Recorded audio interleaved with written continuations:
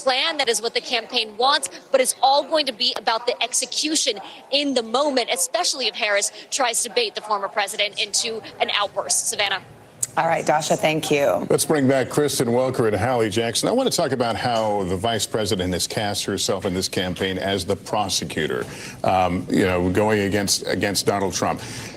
Are there limits to that in this format, do you think, of coming off in a prosecutorial way? Absolutely. When I've spoken to allies who are close to her, they say her biggest challenge tonight is getting specific, but not too specific. She's got to tell the story of how a Harris administration would differ from a Biden administration. That word we keep using, change. How would she change things right now? Does she acknowledge to some extent that the economy is not where she wants it to be, and really lay out in more detail what she wants to see? Yes, she's going to prosecute the case against Donald Trump on a range of different issues. She'll accuse him of switching his opinion, particularly when it comes to the issue of abortion and reproductive rights. But again, she's got to walk that fine line. Yeah, but she also has to answer for some changes in her own positions. Of course, she ran for president in 2020. She came across and positioned herself as a much more progressive type of candidate. Now she's really moving to the middle here in a general election. Crowded primary, right? Back in 2019, 2020, she has moved away from that on issues like,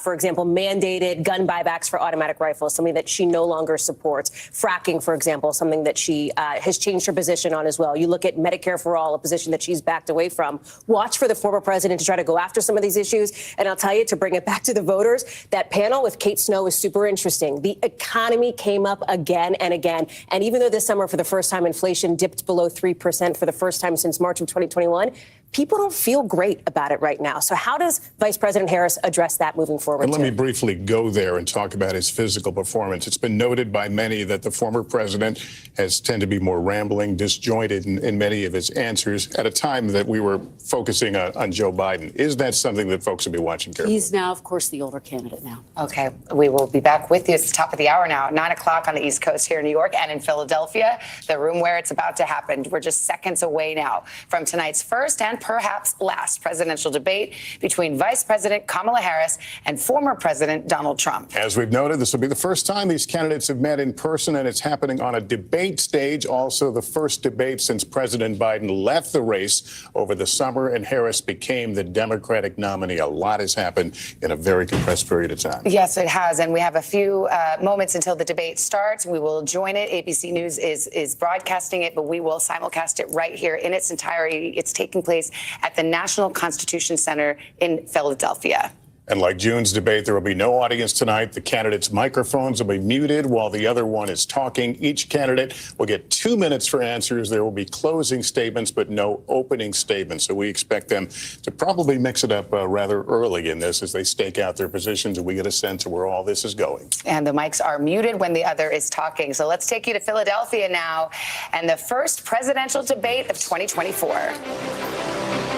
Good evening. I'm David Muir, and thank you for joining us for tonight's ABC News presidential debate. We want to welcome viewers watching on ABC and around the world tonight. Vice President Kamala Harris and President Donald Trump are just moments away from taking the stage in this unprecedented race for president. And I'm Lindsay Davis. Tonight's meeting could be the most consequential event of their campaigns, with Election Day now less than 2 months away. For Vice President Kamala Harris, this is her first debate since President Biden withdrew from the race on July 21st. Of course, that decision followed his debate against President Donald Trump in June. Since then, this race has taken on an entirely new dynamic. And that brings us to the rules of tonight's debate. 90 minutes with 2 commercial breaks. No topics or questions have been shared with the campaigns. The candidates will have 2 minutes to answer questions, and this is the clock. That's what they'll be seeing. 2 minutes for rebuttals and 1 minute for follow-ups, clarifications, or responses. Their microphones will only be turned on when it's their turn to speak. No pre-written notes allowed. There is no audience here tonight in this hall at the National Constitution Center. This is an intimate setting for 2 candidates who have never met. President Trump won the coin toss. He chose to deliver the final closing statement of the evening. Vice President Harris selected the podium to the right. So let's now welcome the candidates to the stage. Vice President Kamala Harris and President Donald Trump.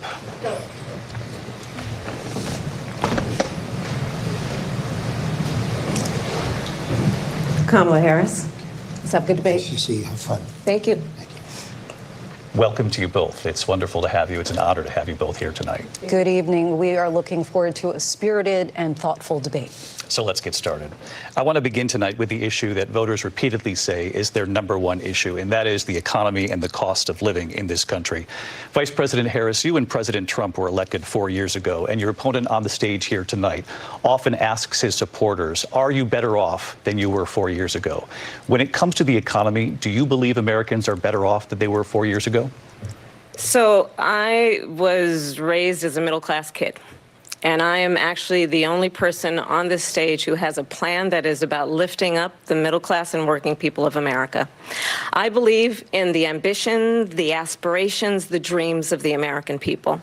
And that is why I imagine and have actually a plan to build what I call an opportunity economy. Because here's the thing. We know that we have a shortage of homes and housing, and the cost of housing is too expensive for far too many people. We know that young families need support to raise their children, and I intend on extending a tax cut for those families of $6,000, which is the largest child tax credit that we have given in a long time, so that those young families can afford to buy a crib, buy a car seat, buy clothes for their children. My passion, one of them, is small businesses. My mother raised my sister and me, but there was a woman who helped raise us. We call her our second mother. She was a small business owner. I love our small businesses. My plan is to give a $50,000 tax deduction to start up small businesses, knowing they are part of the backbone of America's economy. My opponent, on the other hand, his plan is to do what he has done before, which is to provide a tax cut for billionaires and big corporations, which will result in $5 trillion to America's deficit. My opponent has a plan that I call the Trump's sales tax, which would be a 20% tax on everyday goods that you rely on to get through the month.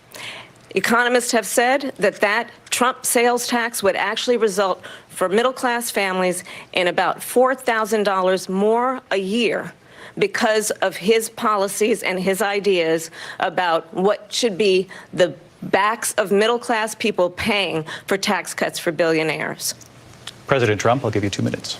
First of all, I have no sales tax. That's an incorrect statement. She knows that. We're doing tariffs on other countries. Other countries are going to finally, after 75 years, pay us back for all that we've done for the world. And the tariff will be substantial in some cases. I took in billions and billions of dollars, as you know, from China. In fact, they never took the tariff off because there was so much money they can't. It would totally destroy everything that they've set out to do. They're taking in billions of dollars from China and other places. They've left the tariffs on. When I had it, I had tariffs, and yet I had no inflation. Look, we've had a terrible economy because inflation which is really known as a country buster. It breaks up countries. We have inflation like very few people have ever seen before, probably the worst in our nation's history.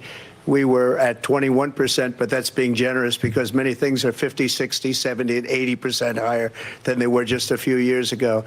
This has been a disaster for people, for the middle class, but for every class.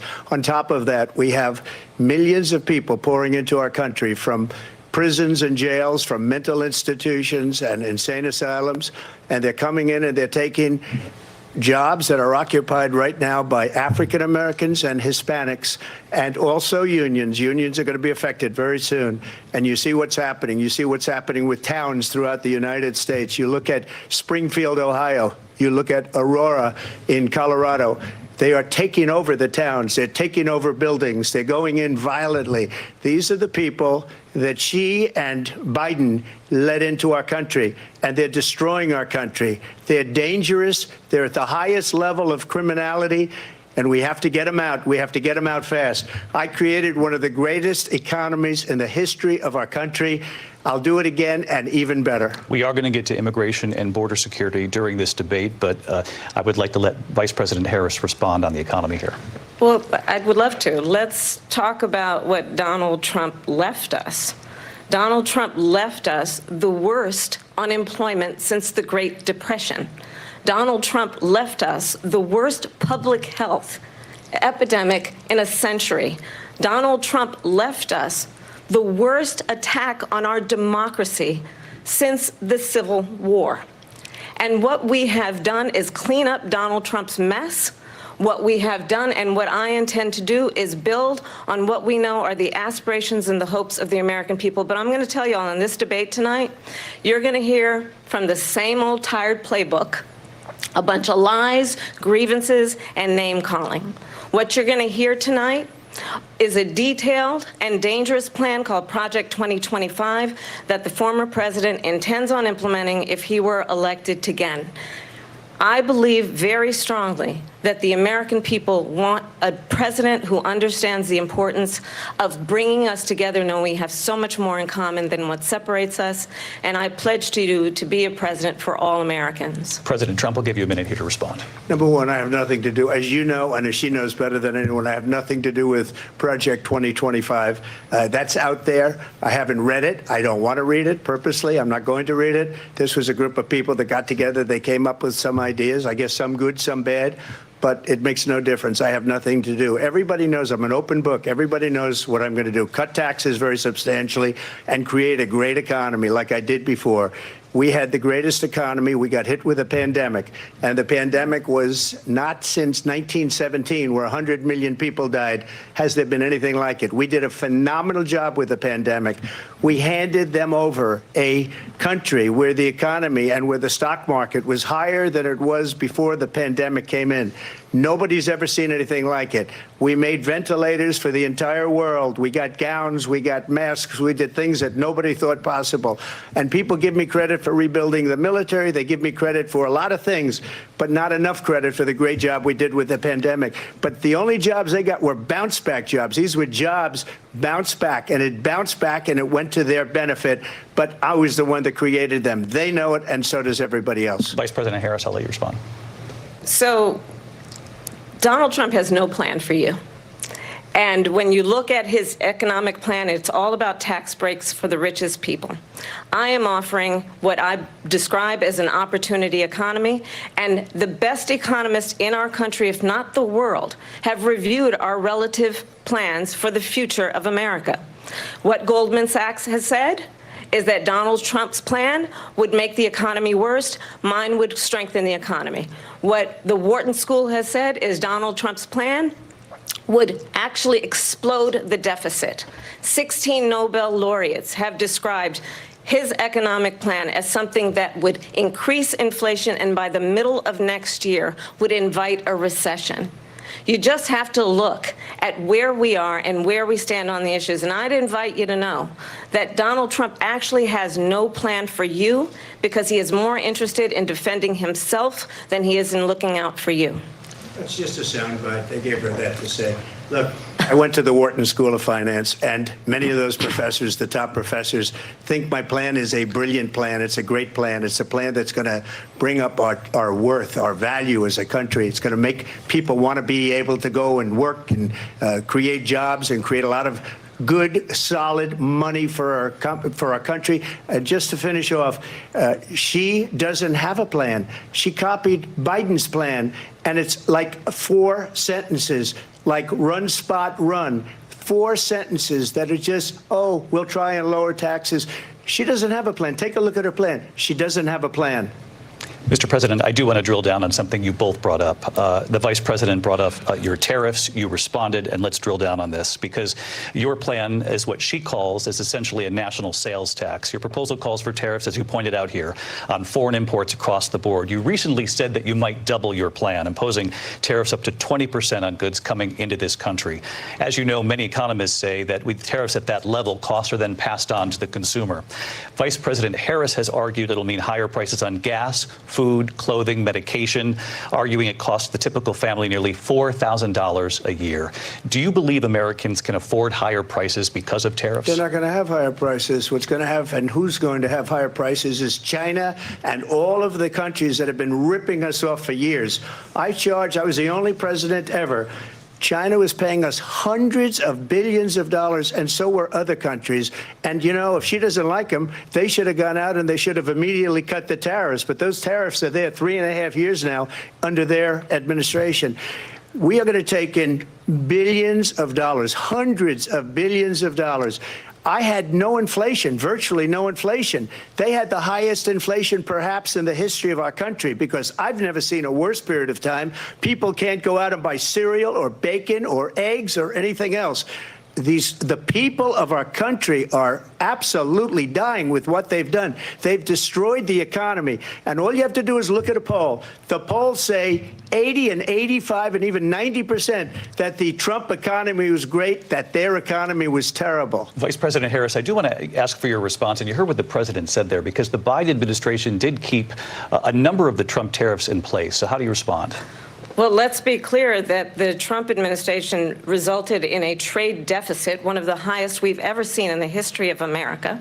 He invited trade wars. You want to talk about his deal with China? What he ended up doing is, under Donald Trump's presidency, he ended up selling American chips to China to help them improve and modernize their military, basically sold us out, when a policy about China should be in making sure the United States of America wins the competition for the 21st century, which means focusing on the details of what that requires, focusing on relationships with our allies, focusing on investing in American-based technology so that we win the race on AI, on quantum computing, focusing on what we need to do to support America's workforce so that we don't end up having on the short end of the stick in terms of workers' rights. But what Donald Trump did, let's talk about this, with COVID, is he actually thanked President Xi for what he did during COVID. Look at his tweet. "Thank you, President Xi," exclamation point, when we know that Xi was responsible for lacking and not giving us transparency about the origins of COVID. President Trump, I'll let you respond. First of all, they bought their chips from Taiwan. We hardly make chips anymore because of philosophies like they have and policies like they have. I don't say her, because she has no policy. Everything that she believed 3 years ago and 4 years ago is out the window. She's going to my philosophy now. In fact, I was going to send her a MAGA hat. She's gone to my philosophy. But if she ever got elected, she'd change it.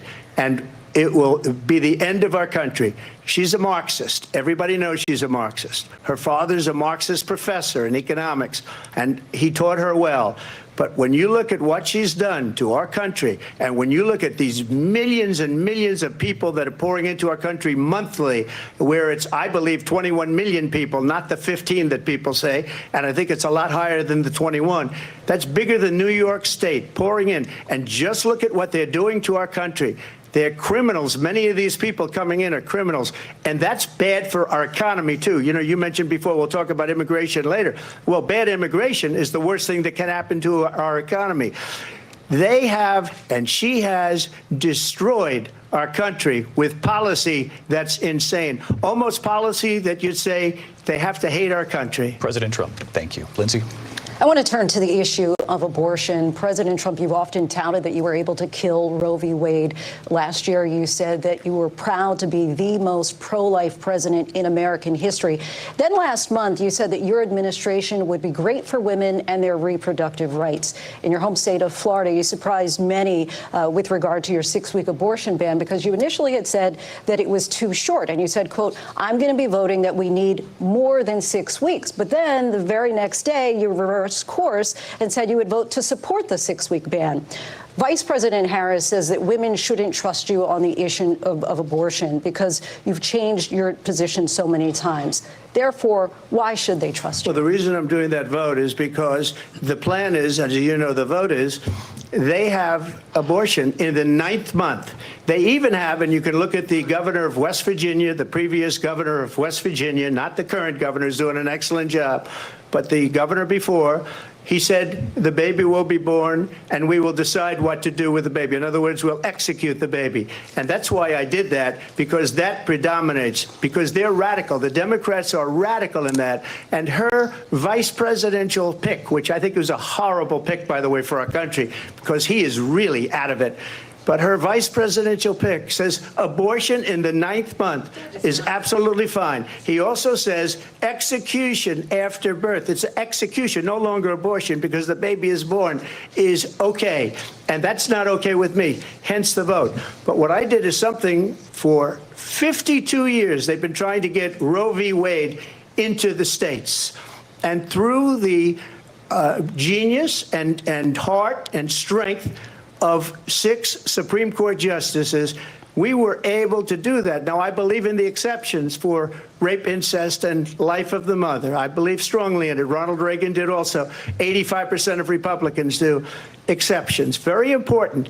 But we were able to get it, and now states are voting on it. And for the first time, you're going to see, look, this is an issue that's torn our country apart for 52 years. Every legal scholar, every Democrat, every Republican, liberal, conservative, they all wanted this issue to be brought back to the states where the people could vote. And that's what happened. Now, Ohio, the vote was somewhat liberal.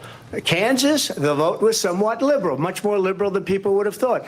But each individual state is voting. It's the vote of the people now. It's not tied up in the federal government. I did a great service in doing it. It took courage to do it. And the Supreme Court had great courage in doing it. And I give tremendous credit to those 6 justices. There is no state in this country where it is legal to kill a baby after it's born.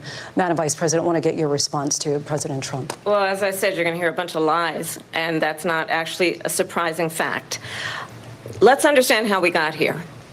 Donald Trump hand-selected 3 members of the United States Supreme Court with the intention that they would undo the protections of Roe v. Wade. And they did exactly as he intended. And now in over 20 states, there are Trump abortion bans, which make it criminal for a doctor or nurse to provide health care. In one state, it provides prison for life. Trump abortion bans that make no exception even for rape and incest, which understand what that means. A survivor of a crime of violation to their body does not have the right to make a decision about what happens to their body next. That is immoral. And one does not have to abandon their faith or deeply held beliefs to agree. The government, and Donald Trump certainly, should not be telling a woman what to do with her body. I have talked with women around our country. You want to talk about this is what people wanted? Pregnant women who want to carry a pregnancy to term, suffering from a miscarriage, being denied care in an emergency room because the healthcare providers are afraid they might go to jail, and she's bleeding out in a car in the parking lot. She didn't want that. Her husband didn't want that. A 12 or 13-year-old survivor of incest being forced to carry a pregnancy to term. They don't want that. And I pledge to you, when Congress passes a bill to put back in place the protections of Roe v. Wade, as President of the United States, I will proudly sign it into law. But understand, if Donald Trump were to be reelected, he will sign a national abortion ban. Understand, in his Project 2025, there would be a national abortion, a monitor that would be monitoring your pregnancies, your miscarriages. I think the American people believe that certain freedoms, in particular the freedom to make decisions about one's own body, should not be made by the government. Thank you, Vice President Harris. Well, there she goes again. It's a lie. I'm not signing a ban, and there's no reason to sign a ban, because we've gotten what everybody wanted. Democrats, Republicans, and everybody else, and every legal scholar wanted it to be brought back into the states. And the states are voting. And it may take a little time, but for 52 years, this issue has torn our country apart. And they've wanted it back in the states. And I did something that nobody thought was possible. The states are now voting. What she says is an absolute lie. And as far as the abortion ban, no, I'm not in favor of abortion ban, but it doesn't matter, because this issue has now been taken over by the states. Would you veto a national abortion ban if it came to your desk? Well, I won't have to, because, again, 2 things. Number one, she said she'll go back to Congress. She'll never get the vote. It's impossible for her to get the vote, especially now with the 50-50, and essentially 50-50 in both Senate and the House. She's not going to get the vote. She can't get the vote. She won't even come close to it. So it's just talk. You know what it reminds me of? When they said they're going to get student loans terminated, and it ended up being a total catastrophe. The student loans, and then I think probably her boss, if you call him a boss, he spends all his time on the beach. But look, her boss went out and said, we'll do it again. We'll do it a different way. And he went out, got rejected again by the Supreme Court. So all these students got taunted with this whole thing about this whole idea. And how unfair that would have been, part of the reason they lost, to the millions and millions of people that had to pay off their student loans. They didn't get it for free. But they were saying it's the same way that they talked about that they talk about abortion. But if I could just get a yes or no, because your running mate, J.D. Vance, has said that you would veto it if it did come to your desk. Well, I didn't discuss it with J.D. in all fairness. J.D., and I don't mind if he has a certain view, but I think he was speaking for me, but I really didn't. Look, we don't have to discuss it because she'd never be able to get it, just like she couldn't get student loans. They couldn't get student loans. They didn't even come close to getting student loans. They taunted young people and a lot of other people that had loans. They can never get this approved. So it doesn't matter what she says about going to Congress. Well, wonderful. Let's go to Congress, do it. But the fact is that for years they wanted to get it out of Congress and out of the federal government. And we did something that everybody said couldn't be done. And now you have a vote of the people on abortion. Vice President Harris, I want to give you your time to respond, but I do want to ask, would you support any restrictions on a woman's right to an abortion? I absolutely support reinstating the protections of Roe v. Wade. And as you rightly mentioned, nowhere in America is a woman carrying a pregnancy to term and asking for an abortion. That is not happening. It's insulting to the women of America. And understand what has been happening under Donald Trump's abortion bans. Couples who pray and dream of having a family are being denied IVF treatments. What is happening in our country? Working people, working women who are working 1 or 2 jobs, who can barely afford childcare as it is, have to travel to another state to get on a plane sitting next to strangers to go and get the health care she needs. Barely can afford to do it, and what you are putting her through is unconscionable. And the people of America have not, the majority of Americans believe in a woman's right to make decisions about her own body. And that is why in every state where this issue has been on the ballot, in red and blue states both, the people of America have voted for freedom. Vice President Harris, excuse me, I have to respond. Another lie. It's another lie. I have been a leader on IVF, which is fertilization. The IVF, I have been a leader. In fact, when they got a very negative decision on IVF from the Alabama courts, I saw the people of Alabama and the legislature 2 days later voted it in. I've been a leader on it. They know that, and everybody else knows it. I have been a leader on fertilization, IVF. And the other thing, you should ask, will she allow abortion in the 8th month, 9th month, 7th month? Come on. Okay, would you do that? Why don't you ask her that question? Why don't you answer the question? Would you because veto? Under Roe v. Wade, answer the question, would you veto? You could do abortions in the 7th month, the 8th month, the 9th That's month, not true. and probably after birth. Just look at the governor, former governor of Virginia. The governor of Virginia said we put the baby aside and then we determine what we want to do with the baby. President Trump, thank you. We're going to turn now to immigration and border security. We know it's an issue that's important to Republicans, Democrats, voters across the board in this country. Vice President Harris, you were tasked by President Biden with getting to the root causes of migration from Central America. We know that illegal border crossings reached a record high in the Biden administration. This past June, President Biden imposed tough new asylum restrictions. We know the numbers since then have dropped significantly. But my question to you tonight is, why did the administration wait until 6 months before the election to act? And would you have done anything differently from President Biden on this? So I'm the only person on this stage who has prosecuted transnational criminal organizations for the trafficking of guns, drugs, and human beings.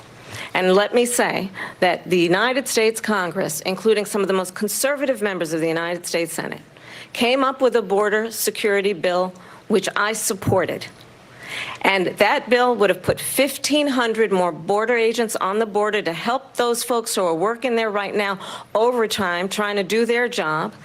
It would have allowed us to stem the flow of fentanyl coming into the United States.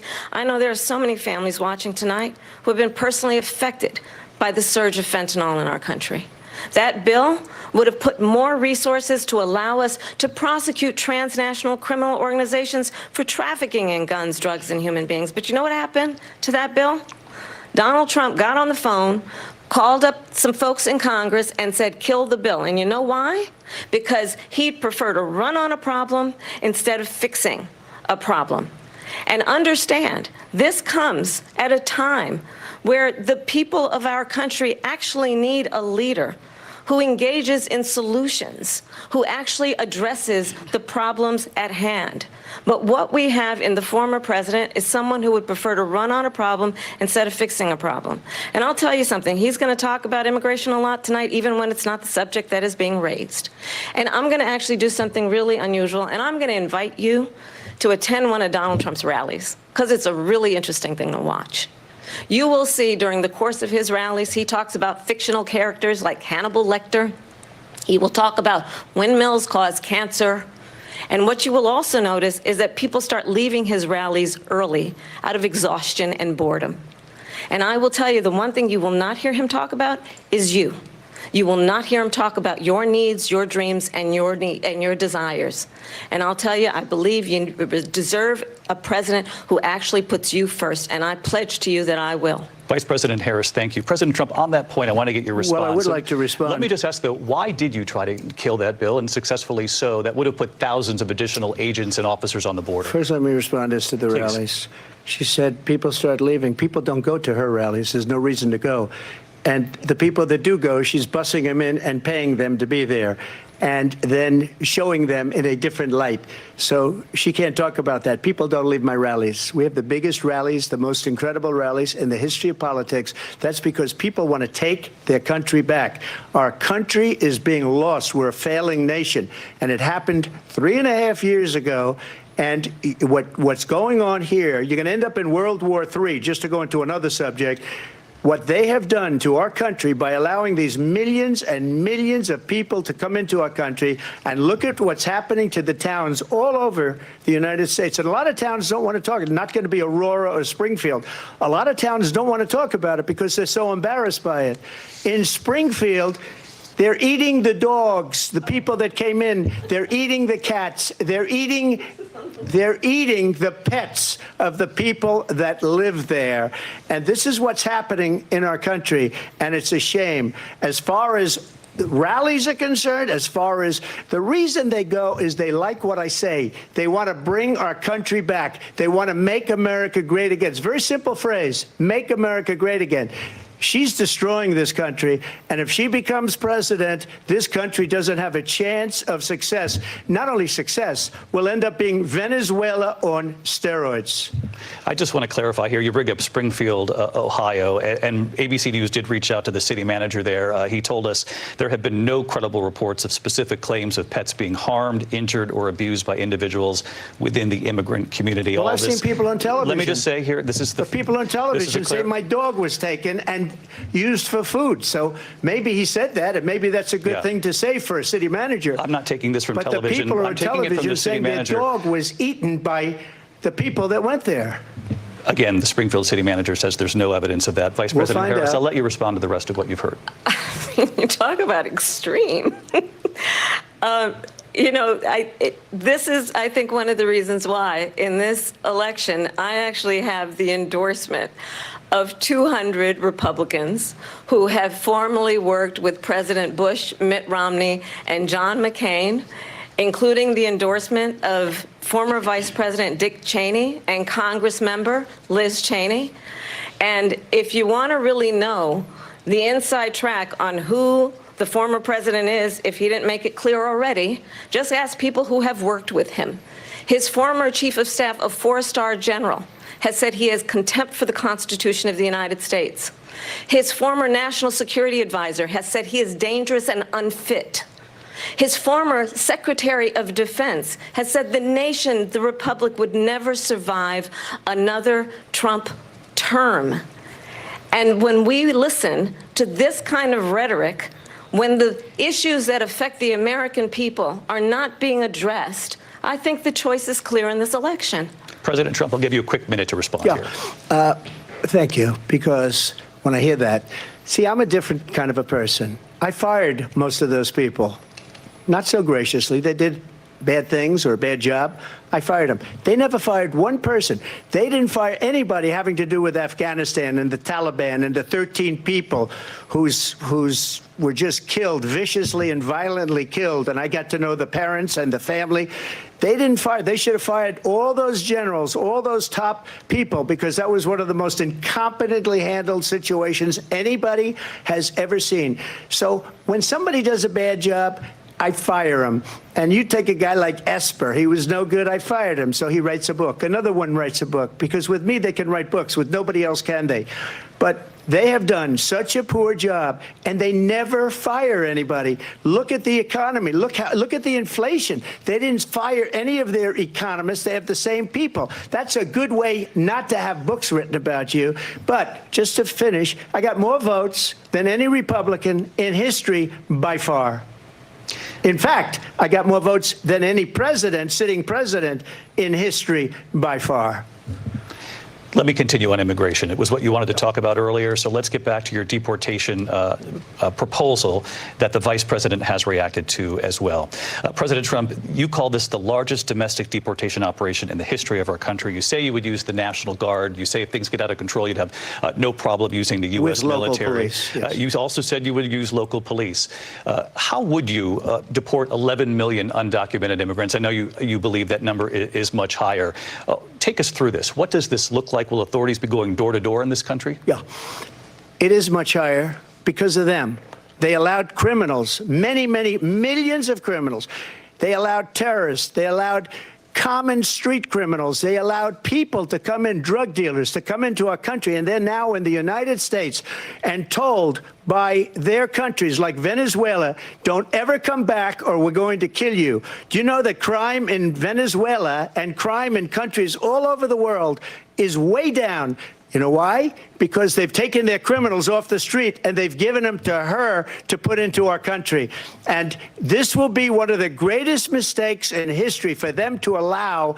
And I think they probably did it because they think they're going to get votes, but it's not worth it because they're destroying the fabric of our country by what they've done. There's never been anything done like this at all. They've destroyed the fabric of our country. Millions of people let in. And all over the world, crime is down. All over the world except here. Crime here is up and through the roof. Despite their fraudulent statements that they made, crime in this country is through the roof. And we have a new form of crime. It's called migrant crime. And it's happening at levels that nobody thought possible. President Trump, as you know, the FBI says overall violent crime is actually coming down in this country. But excuse me, the FBI they were defrauding statements. They didn't include the worst cities. They didn't include the cities with the worst crime. It was a fraud, just like their number of 818,000 jobs that they said they created turned out to be a fraud. President Trump, thank you. I'll let you respond, Vice President Harris. Well, I think this is so rich coming from someone who has been prosecuted for national security crimes, economic crimes, election interference, has been found liable for sexual assault, and his next big court appearance is in November at his own criminal sentencing. And let's be clear where each person stands on the issue of what is important about respect for the rule of law and respect for law enforcement. The former vice president called for defunding federal law enforcement, 45,000 agents, get this, on the day after he was arraigned on 34 felony counts. So let's talk about what is important in this race. It is important that we move forward, that we turn the page on this same old tired rhetoric and address the needs of the American people, address what we need to do about the housing shortage, which I have a plan for, address what we must do to support our small businesses, address bringing down the price of groceries. But frankly, the American people are exhausted with this same old tired playbook. Vice President Harris, thank you. Excuse me. Every one of those cases was started by them against their political opponent. And I'm winning most of them, and I will win the rest on appeal. And you saw that with the decision that came down just recently from the Supreme Court. I'm winning most of them. But those are cases, it's called weaponization. Never happened in this country. They weaponized the Justice Department. Every one of those cases was involved with the DOJ, from Atlanta and Fani Willis to the Attorney General of New York and the DA in New York. Every one of those cases. And then they say, oh, he's a criminal. They're the ones that made them go after me. By the way, Joe Biden was found essentially guilty on the documents case. And what happened in my documents case? They said, oh, that's the toughest of them all. A complete and total victory. 2 months ago, it was thrown out. It's weaponization, and they used it, and it's never happened in this country. They used it to try and win an election. They're fake cases. President Trump, thank you. A really quick response here, Vice President Harris, on this notion of weaponization of the Justice Department. Well, let's talk about extreme and understand the context in which this election in 2024 is taking place. The United States Supreme Court recently ruled that the former president would essentially be immune from any misconduct if he were to enter the White House again. Understand, this is someone who has openly said he would terminate, I'm quoting, terminate the Constitution of the United States, that he would weaponize the Department of Justice against his political enemies. Someone who has openly expressed disdain for members of our military. Understand what it would mean if Donald Trump were back in the White House with no guardrails, because certainly we know now the court won't stop him. We know J.D. Vance is not going to stop him. It's up to the American people Vice President to stop Harris. him. Thank you. Lindsay? Vice President Harris, in your last run for president. Weaponized, please. This is the one that weaponized, not me. She weaponized. I probably took a bullet to the head because of the things that they say about me. They talk about democracy. I'm a threat to democracy. They're the threat to democracy with a fake Russia investigation We do have a lot that went nowhere. We have a lot to get to. Lindsay? Vice President Harris, in your last run for president, you said you wanted to ban fracking. Now you don't. You wanted mandatory government buyback programs for assault weapons. Now your campaign says you don't. You supported decriminalizing border crossings. Now you're taking a harder line. I know you say that your values have not changed. So then why have so many of your policy positions changed? So my values have not changed, and I'm going to discuss every one of at least every point that you've made. But in particular, let's talk about fracking, because we're here in Pennsylvania. I made that very clear in 2020. I will not ban fracking. I have not banned fracking as Vice President of the United States. And in fact, I was the tie-breaking vote on the Inflation Reduction Act, which opened new leases for fracking. My position is that we have got to invest in diverse sources of energy so we reduce our reliance on foreign oil. We have had the largest increase in domestic oil production in history because of an approach that recognizes that we cannot over-rely on foreign oil. As it relates to my values, let me tell you, I grew up a middle-class kid raised by a hardworking mother who worked and saved and was able to buy our first home when I was a teenager.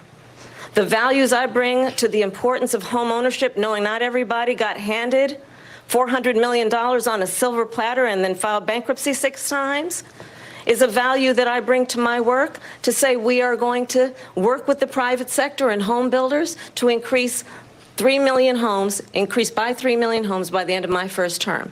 My work that is related to having a friend when I was in high school who was sexually assaulted by her stepfather. And my focus then on protecting women and children from violent crime is based on a value that is deeply grounded in the importance of standing up for those who are most vulnerable. My work that is about protecting Social Security and Medicare is based on long-standing work that I have done, protecting seniors from scams. My values have not changed. And what is important is that there is a president who actually brings values and a perspective that is about lifting people up and not beating people down. And name calling.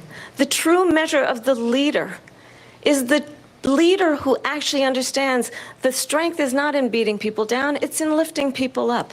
I intend to be that president. President Trump, your Well, first of response? all, I wasn't given $400 million. I wish I was. My father was a Brooklyn builder, Brooklyn, Queens, and a great father, and I learned a lot from him. But I was given a fraction of that, a tiny fraction, and I built it into many, many billions of dollars, many, many billions. And when people see it, they are even surprised. So we don't have to talk about that. Fracking, she's been against it for 12 years. Defund the police, she's been against that forever. She gave all that stuff up very wrongly, very horribly, and everybody's laughing at it, okay? They're all laughing at it. She gave up at least 12 and probably 14 or 15 different policies. Like, she was big on defund the police. In Minnesota, she went out, wait a minute, I'm talking now, if you don't mind, please. Does that sound familiar? She went out in Minnesota and wanted to let criminals that killed people, that burned down Minneapolis, she went out and raised money to get them out of jail. She did things that nobody would ever think of. Now she wants to do transgender operations on illegal aliens that are in prison. This is a radical left liberal that would do this. She wants to confiscate your guns, and she will never allow fracking in Pennsylvania. If she won the election, fracking in Pennsylvania will end on day one. Just to finish one thing, so important in my opinion. So I got the oil business going like nobody has ever done before. When they took over, they got rid of it, started getting rid of it, and the prices were going up the roof. They immediately let these guys go to where they were. I would have been 5 times, 4 times, 5 times higher, because you're talking about 3.5 years ago. They got it up to where I was because they had no choice, because the prices of energy were quadrupling and doubling. You saw what happened to gasoline. So they said, let's go back to Trump. But if she won the election, the day after that election, they'll go back to destroying our country, and oil will be dead, fossil fuel will be dead. We'll go back to windmills, and we'll go back to solar, where they need a whole desert to get some energy to come out. You ever see a solar plant? By the way, I'm a big fan of solar, but they take 400, 500 acres of desert President soil. Trump, we have a These lot are of not good issues things that we for the have to get environment to. that We're she out of time. understands. Thank you. Lindsay, thank you. We have an election in just 56 days. And I want to talk about the peaceful transfer of power, which, of course, we all know is a cornerstone of our democracy, and the role of a president in a moment of crisis. Mr. President, on January 6th, you told your supporters to march to the Capitol. You said you would be right there with them. The country and the world saw what played out at the Capitol that day, the officers coming under attack. Aides in the West Wing say you watched it unfold on television off the Oval Office.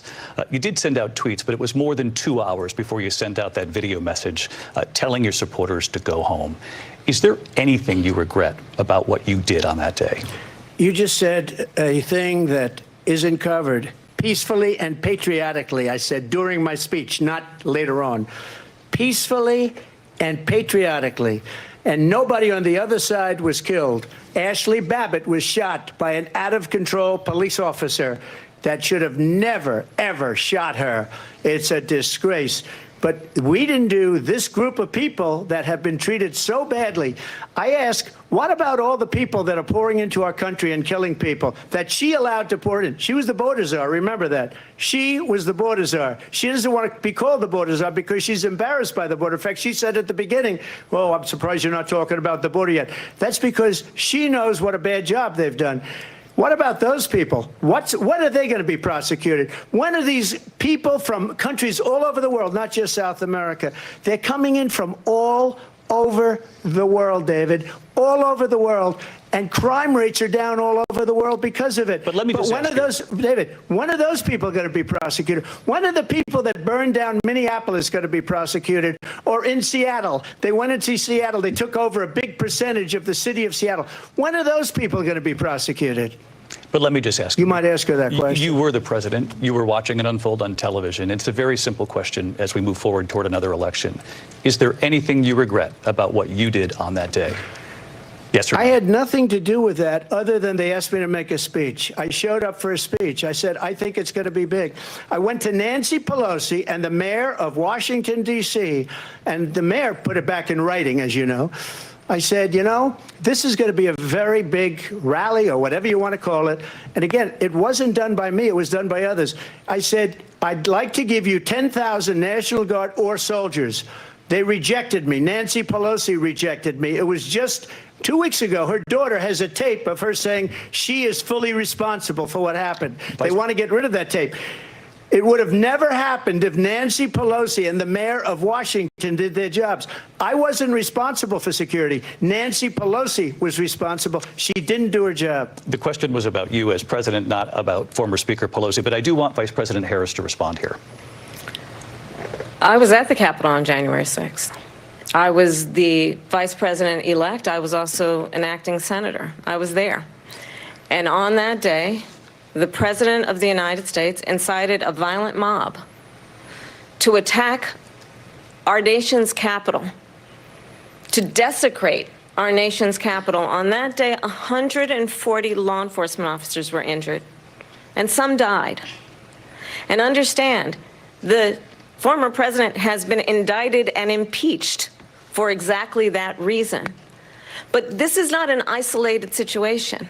Let's remember Charlottesville, where there was a mob of people carrying tiki torches, spewing anti-Semitic hate. And what did the president then at the time say? There were fine people on each side. Let's remember that when it came to the Proud Boys, a militia, the president said, the former president said, stand back and stand by. So for everyone watching who remembers what January 6th was, I say, we don't have to go back.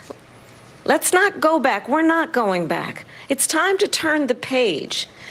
And if that was a bridge too far for you, well, there is a place in our campaign for you to stand for country, to stand for our democracy, to stand for rule of law, and to end the chaos, and to end the approach that is about attacking the foundations of our democracy because you don't like the outcome. And be clear on that point. Donald Trump, the candidate, has said in this election there will be a bloodbath if this and the outcome of this election is not to his liking. Let's turn the page on this. Let's not go back. Let's chart a course for the future and not go backwards to the past. Let me just follow up here. It was a different term, and it was a term that related to energy because they have destroyed our energy business. That was where bloodbath was. Also, on Charlottesville, that story has been, as you would say, debunked.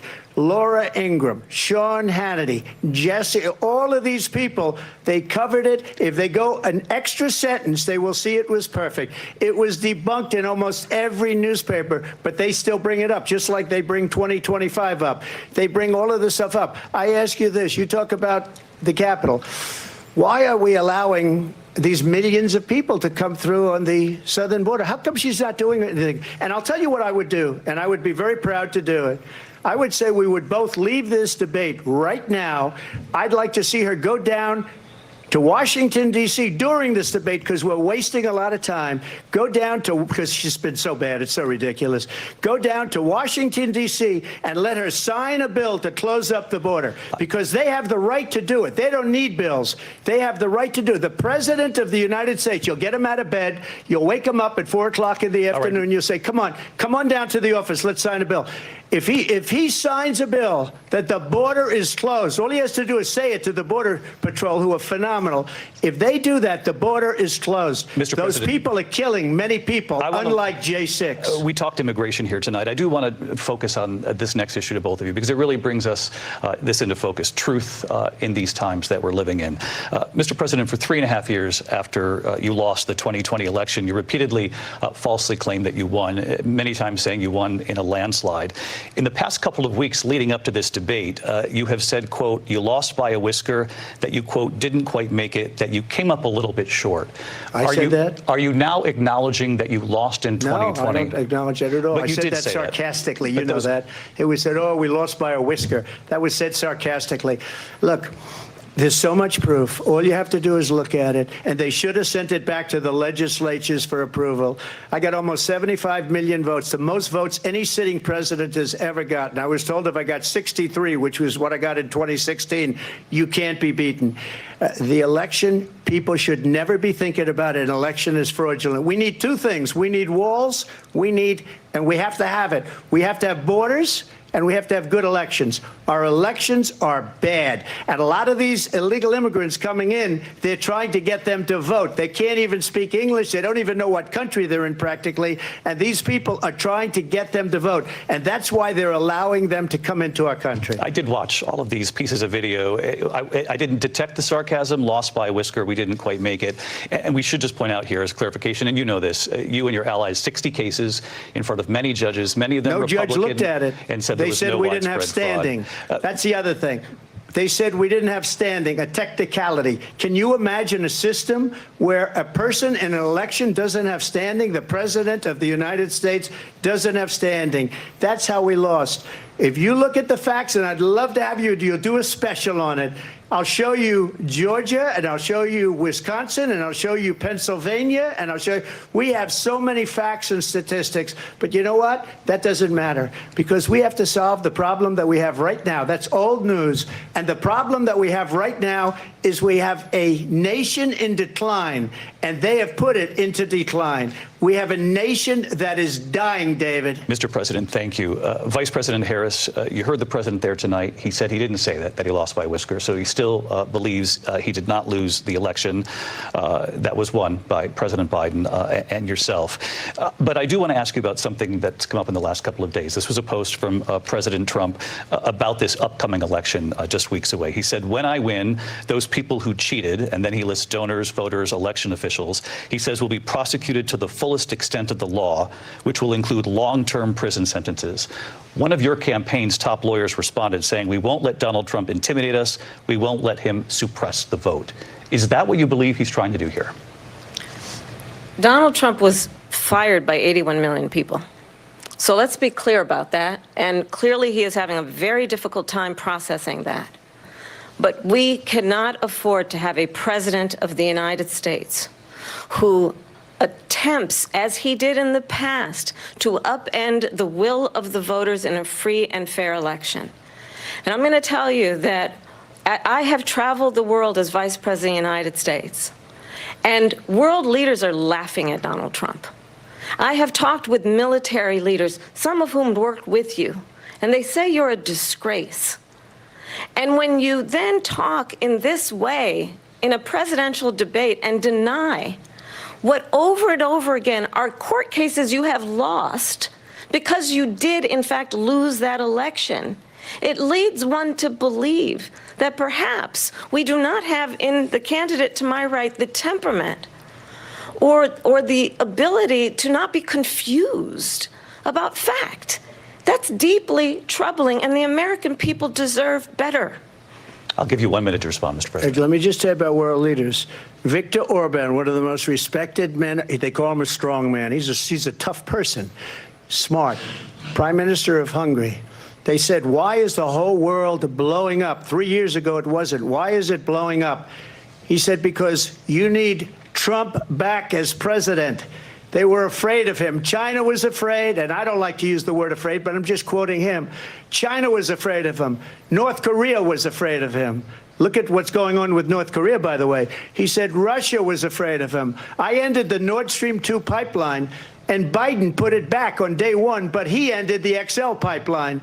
The XL pipeline in our country, he ended that. But he let the Russians build a pipeline going all over Europe and heading into Germany, the biggest pipeline in the world. Look, Viktor Orban said it. He said the most respected, most feared person is Donald Trump. We had no problems when Trump was president. But when this weak, pathetic man that you saw at a debate just a few months ago, that if he weren't in that debate, he'd be running instead of her. She got no votes. He got 14 million votes. What you did, you talk about a threat to democracy. He got 14 million votes, and they threw him out of office. And you know what? I'll give you a little secret. He hates her. He can't stand her. But he got 14 million votes. They threw him out. She got 0 votes. And when she ran, She was the first one to leave because she failed, and now she's running. I don't understand it, but Mr. I'm President, okay with it Mr. because President, your time is I think up. we're Thank going to you. do very well. We've got a lot more to get to. Turning now Yes. to the Israel-Hamas war and the hostages who are still being held, Americans among them. Vice President Harris, in December, you said, quote, Israel has a right to defend itself, but you added, quote, it matters how, saying international humanitarian law must be respected. Israel must do more to protect innocent civilians. You said that 9 months ago. Now an estimated 40,000 Palestinians are dead. Nearly 100 hostages remain. Just last week, Prime Minister Benjamin Netanyahu said there's not a deal in the making. President Biden has not been able to break through the stalemate. How would you do it? Well, let's understand how we got here. On October 7, Hamas, a terrorist organization, slaughtered 1,200 Israelis. Many of them young people who were simply attending a concert. Women were horribly raped. And so absolutely, I said then, I say now, Israel has a right to defend itself. We would. And how it does so matters. Because it is also true, far too many innocent Palestinians have been killed. Children, mothers. What we know is that this war must end. It must end immediately, and the way it will end is we need a ceasefire deal and we need the hostages out. And so we will continue to work around the clock on that. Work around the clock, also understanding that we must chart a course for a two-state solution. And in that solution, there must be security for the Israeli people and Israel, and in equal measure for the Palestinians. But the one thing I will assure you always, I will always give Israel the ability to defend itself, in particular as it relates to Iran and any threat that Iran and its proxies pose to Israel.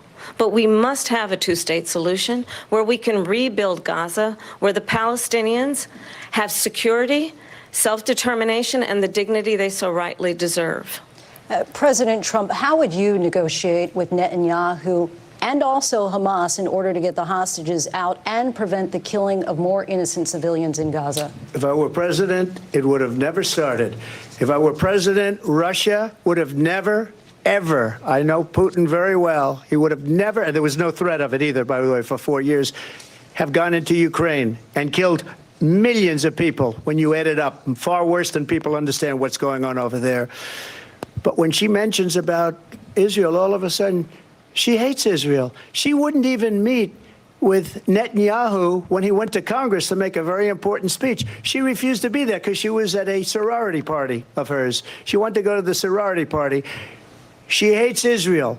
If she's president, I believe that Israel will not exist within 2 years from now. And I've been pretty good at predictions, and I hope I'm wrong about that one. She hates Israel. At the same time, in her own way, she hates the Arab population because the whole place is going to get blown up. Arabs, Jewish people, Israel will be gone. It would have never happened. Iran was broke under Donald Trump. Now Iran has $300 billion because they took off all the sanctions that I had. Iran had no money for Hamas or Hezbollah or any of the 28 different spheres of terror. And they are spheres of terror, horrible terror. They had no money. It was a big story, and you know it. You covered it very well, actually. They had no money for terror. They were broke. Now they're a rich nation, and now what they're doing is they're spreading that money around. Look at what's happening with the Houthis and Yemen. Look at what's going on in the Middle East. This would have never happened. I will get that settled and fast, and I'll get the war with Ukraine and Russia ended. If I'm president-elect, I'll get it done before even becoming president. Vice President Harris, he says you hate Israel. That's absolutely not true. I have my entire career and life supported Israel and the Israeli people. He knows that. He's trying to, again, divide and distract from the reality, which is it is very well known that Donald Trump is weak and wrong on national security and foreign policy. It is well known that he admires dictators, wants to be a dictator on day one, according to himself.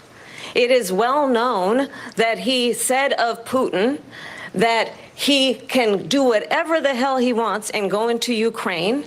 It is well known that he said when Russia went into Ukraine, it was brilliant. It is well known he exchanged love letters with Kim Jong-un. And it is absolutely well known that these dictators and autocrats are rooting for you to be president again because they're so clear they can manipulate you with flattery and favors. And that is why so many military leaders who you have worked with have told me you are a disgrace. That is why we understand that we have to have a president who is not consistently weak and wrong on Vice national President security, Harris. including the importance of upholding and respecting in highest regard our military. Vice President Harris, thank you. They're the ones, and she's the one that caused it, that's weak on national security by allowing every nation last month for the year, 168 different countries sending people into our country. Their crime rates are way down. Putin endorsed her last week, said, I hope she wins. And I think he meant it, because what he's gotten away with is absolutely incredible. It wouldn't have happened with me. The leaders of other countries think that they're weak and incompetent, and they are. They're grossly incompetent. And I just ask one question. Why does Biden go in and kill the Keystone Pipeline and approve the single biggest deal that Russia's ever made, Nord Stream 2, the biggest pipeline anywhere in the world going to Germany and all over Europe? Because they're weak and they're ineffective. And Biden, by the way, President gets paid Trump, a lot of money. Thank you. We have a lot of issues to get to. We'll be right back with much more of this historic ABC News presidential debate from the National Constitution Center right here in Philadelphia. Back in a moment.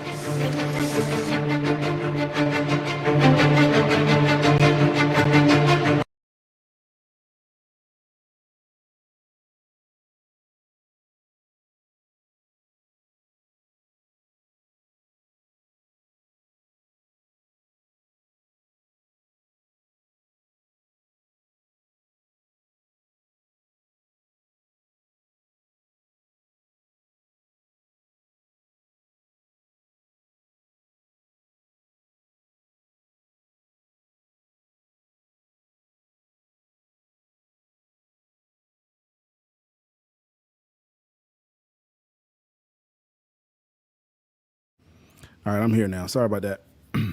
Technical difficulties. Yeah, I was saying Kim Jong, you know, if you know anything about those areas, you know for a fact he don't let nobody in because he wants to be able to control the narrative when it comes down to his country. He also wants to be able to control it when it comes down to how people perceive his nation. So, nuclear weapons and things like that are huge when it comes down to the United States and other countries. And, you know, most folks want to bomb us because of money. It's a money thing, it's a territory thing, because if they take over the United States and they, you know, have our factions of money, which is why it's good to have certain tariffs on people when they're trying to import and export in the country, because it helps people stay at bay for how they make money from us. The reason why we end up having to pay so much more in taxes and things of that nature and have to pay so much more for products is because the tariffs sometimes are so low, or sometimes sometimes they're so low to the point where, or they're so non-existent to the point where the country can kind of do what it wants to us, and the people who are taking in said money can pretty much pocket it in such a way and pretty much charge us whatever so they can make profit two ways. But when you imply tariffs, that means that country has to meet a standard, and the money is watched a little bit closer, versus it's just kind of like, all right, give us what we want, and then, you know what I'm saying, we just make up the prices as we go. I'm not trying to say that's how it goes exactly, but in a gist, yeah. But so far, what y'all think about the debate, man? Me personally, the way I feel about it is, not trying to say it's a waste of time or waste of breath, you know. I'm pretty sure they're going to have another one. I hope so. What I don't like so far is that, like everybody's been saying in the chat, you know, they're not answering questions directly. They're doing things indirectly, and I'm not liking that. I ain't feeling that one bit, and I wish that the candidates would speak up on topics that we actually want to know and understand, based upon, like, to help us make an actual decision on them and not make a decision on how they feel about the other one. I can't stand the emotional standpoint of politics in that regard. But what's y'all thoughts on the debate so far?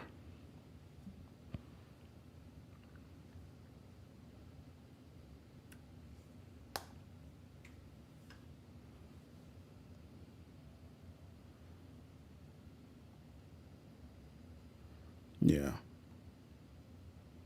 Yeah, simple answer the questions. Correct, yeah. Avoiding questions. Yeah, I think we all kind of agree. The attacks, the personal attacks are like, yeah. It's kind of like when you're in a relationship and y'all don't talk about the issue, but you're just talking at each other. I feel like that's what's going on, and they're constantly trying to say what they did or what they do versus actually debating the issue. I'm like, bro, I want to hear about the issue. I don't care about how y'all feel about each other. We know y'all don't like each other, which is why you're running against one another. But either way, yeah, man, 2024, this is where we at as a nation right now. Yeah, but yeah. Hey, thank you so much, man. Appreciate it. Hopefully it's more to come, man. Hopefully it's more to come. But let's get back to it. Thank you so much, man. Really appreciate that. Who's now? We're back with tonight's debate between Kamala Harris and Donald Trump. When it ends in just a few minutes, join us for an analysis of tonight's key moments. Our team will break down how it could shake up the final sprint to Election Day. For now, though, let's go back to the debate live in Philadelphia. Live from the National Constitution Center in Philadelphia, Pennsylvania. Here again, David Muir and Lindsay Davis. Welcome back to this historic ABC News presidential debate tonight. We're going to continue here, and I want to turn to the war in Ukraine. We're now 2.5 years into this conflict. Mr. President, it has been the position of the Biden administration that we must defend Ukraine from Russia, from Vladimir Putin, to defend their sovereignty, their democracy, that it's in America's best interest to do so, arguing that if Putin wins, he may be emboldened to move even further into other countries. You have said you would solve this war in 24 hours. You said so just before the break tonight. How exactly would you do that? And I want to ask you a very simple question tonight. Do you want Ukraine to win this war? I want the war to stop. I want to save lives that are being uselessly, people being killed by the millions. It's the millions. It's so much worse than the numbers that you're getting, which are fake numbers.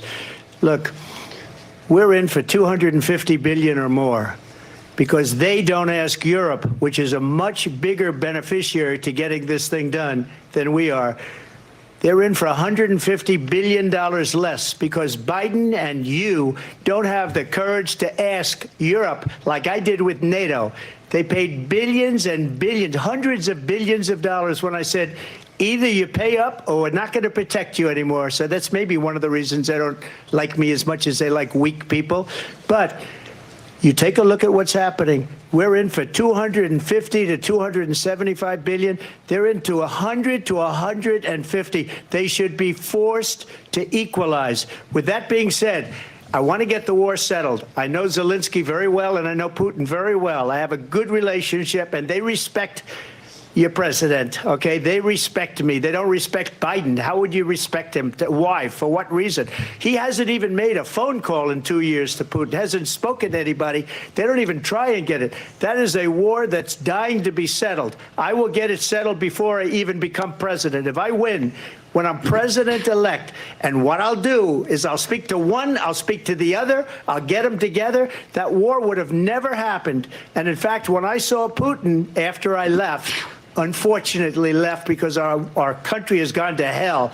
But after I left, when I saw him building up soldiers, he did it after I left, I said, oh, he must be negotiating. It must be a good, strong point of negotiation. Well, it wasn't, because Biden had no idea how to talk to him. He had no idea how to stop it. And now you have millions of people dead, and it's only getting worse, and it could lead to World War III. Don't kid yourself, David.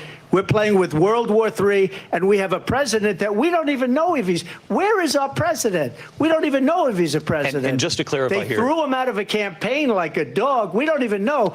Is he our president? But we have a president, Mr. President, that doesn't know he's alive. Your time is up. Just to clarify in the question, Do you believe it's in the U.S. best interest for Ukraine to win this war, yes or no? I think it's the U.S. best interest to get this war finished and just get it done. All right. Negotiate a deal, because we have to stop all of these human lives from being destroyed. I want to take this to Vice President Harris. I want to get your thoughts on support for Ukraine in this moment, but also as Commander-in-Chief, if elected, how would you deal with Vladimir Putin, and would it be any different from what we're seeing from President Biden? Well, first of all, it's important to remind the former president you're not running against Joe Biden, you're running against me. I believe the reason that Donald Trump says that this war would be over within 24 hours is because he would just give it up. And that's not who we are as Americans. Let's understand what happened here. I actually met with Zelensky a few days before Russia invaded, tried through force to change territorial boundaries, to defy one of the most important international rules and norms, which is the importance of sovereignty and territorial integrity. And I met with President Zelensky. I shared with him American intelligence about how he could defend himself. Days later, I went to NATO's eastern flank, to Poland and Romania. And through the work that I and others did, we brought 50 countries together to support Ukraine in its righteous defense. And because of our support, because of the air defense, the ammunition, the artillery, the javelins, the Abrams tanks that we have provided, Ukraine stands as an independent and free country. If Donald Trump were president, Putin would be sitting in Kyiv right now. And understand what that would mean, because Putin's agenda is not just about Ukraine. Understand why the European allies and our NATO allies are so thankful that you are no longer president, and that we understand the importance of the greatest military alliance the world has ever known, which is NATO, and what we have done to preserve the ability of Zelensky and the Ukrainians to fight for their independence. Otherwise, Putin would be sitting in Kyiv with his eyes on the rest of Europe, starting with Poland. And why don't you tell the 800,000 Polish Americans right here in Pennsylvania how quickly you would give up for the sake of favor and what you think is a friendship with what is known to be a dictator who would eat you for lunch. Vice President Harris, thank you. We've heard from both of you on Ukraine tonight. Afghanistan came up in the last hour. I wanted her to respond to something you said earlier, and please, I'll give you a minute here. Putin would be sitting in Moscow, and he wouldn't have lost 300,000 men and women, but he would have been sitting in Moscow. Quiet, please. He would have been sitting in Moscow, much happier than he is right now. But eventually, you know, he's got a thing that other people don't have. He's got nuclear weapons. They don't ever talk about that. He's got nuclear weapons. Nobody ever thinks about that. And eventually, maybe he'll use them, and maybe he hasn't been that threatening. But he does have that, something we don't even like to talk about. Nobody likes to talk about it. But just so you understand, they sent her to negotiate peace before this war started. 3 days later, he went in and he started the war because everything they said was weak and stupid. They said the wrong things. That war should have never started. She was the emissary. They sent her in to negotiate with Zelensky and Putin, and she did. And the war started 3 days later. And that's the kind of talent we have with her. She's worse than Biden. In my opinion, I think he's the worst president in the history of our country. She goes down as the worst vice president in the history of our country. But let me tell you something. She is a horrible negotiator. They sent her in to negotiate. As soon as they left, Putin did the invasion. President Trump, thank you. You did bring up something. You said she went to negotiate with Vladimir Putin. Vice President Harris, have you ever met Vladimir Putin? Can you clarify tonight? Yet again, I said it at the beginning of this debate, you're going to hear a bunch of lies coming from this fellow. And that is another one. When I went to meet with President Zelensky, I've now met with him over 5 times. The reality is it has been about standing as America always should, as a leader upholding international rules and norms, as a leader who shows strength, understanding that the alliances we have around the world are dependent on our ability to look out for our friends and not favor our enemies because you adore strongmen instead of caring about democracy. And that is very much what is at stake here. The President of the United States is commander-in-chief. And the American people have a right to rely on a president who understands the significance of America's role and responsibility in terms of ensuring that there is stability and ensuring we stand up for our principles and not sell them for the benefit of personal flattery. We've talked about Ukraine and Vladimir Putin. I do want to talk about Afghanistan. It came up in the first hour of this debate. I want to move on to Afghanistan. Stoltenberg said Trump did the most amazing thing I've ever seen. He got these countries, the 28 countries at the time, to pay up. He said, I've never seen, he's the head of NATO. He said, I've never seen. For years, we were paying almost all of NATO. We were being ripped off by European nations, both on trade and on NATO. I got them to pay up by saying one of the statements you made before, if you don't pay, we're not going to protect you. President Otherwise, Trump. we would have never gotten it. He said it was one of the most incredible jobs that he's ever seen done. Thank you. I want to turn to Afghanistan. It came up in the first hour of the debate, and we witnessed a poignant moment today on Capitol Hill, honoring the soldiers who died in the chaotic withdrawal from Afghanistan. I do want to ask the Vice President, do you believe you bear any responsibility in the way that withdrawal played out? Well, I will tell you, I agreed with President Biden's decision to pull out of Afghanistan. 4 presidents said they would, and Joe Biden did. And as a result, America's taxpayers are not paying the $300 million a day we were paying for that endless war. And as of today, there is not one member of the United States military who is in active duty in a combat zone in any war zone around the world, the first time this century. But let's understand how we got to where we are. Donald Trump, when he was president, negotiated one of the weakest deals you can imagine. He calls himself a deal maker. Even his national security advisor said it was a weak, terrible deal. And here's how it went down. He bypassed the Afghan government. He negotiated directly with a terrorist organization called the Taliban. The negotiation involved the Taliban getting 5,000 Taliban terrorists released. And get this, and the president at the time invited the Taliban to Camp David, a place of storied significance for us as Americans, a place where we honor the importance of American diplomacy, where we invite and receive respected world leaders. And this former president, as president, invited them to Camp David because he does not again appreciate the role and responsibility of the President of the United States to be commander-in-chief with a level of respect.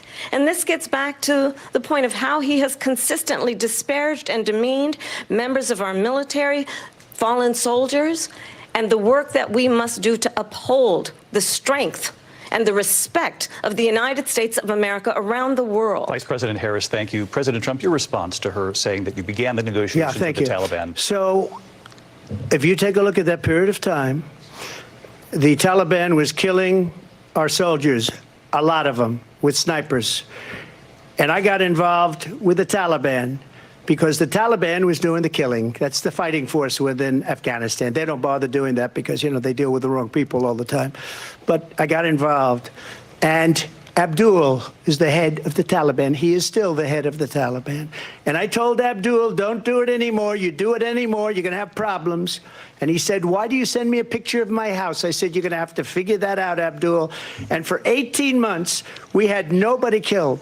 We did have an agreement negotiated by Mike Pompeo. It was a very good agreement. The reason it was good, it was we were getting out. We would have been out faster than them, but we wouldn't have lost the soldiers. We wouldn't have left many Americans behind, and we wouldn't have left $85 billion worth of brand new, beautiful military equipment behind. And just to finish, they blew it.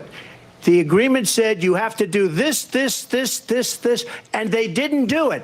They didn't do it. The agreement was terminated by us because they didn't do what they were supposed to do. I want to move on. And these people did the worst withdrawal and, in my opinion, the most embarrassing moment in the history of our country. And by the way, that's why Russia attacked Ukraine, because they saw how incompetent she and her boss are. President Trump, thank you.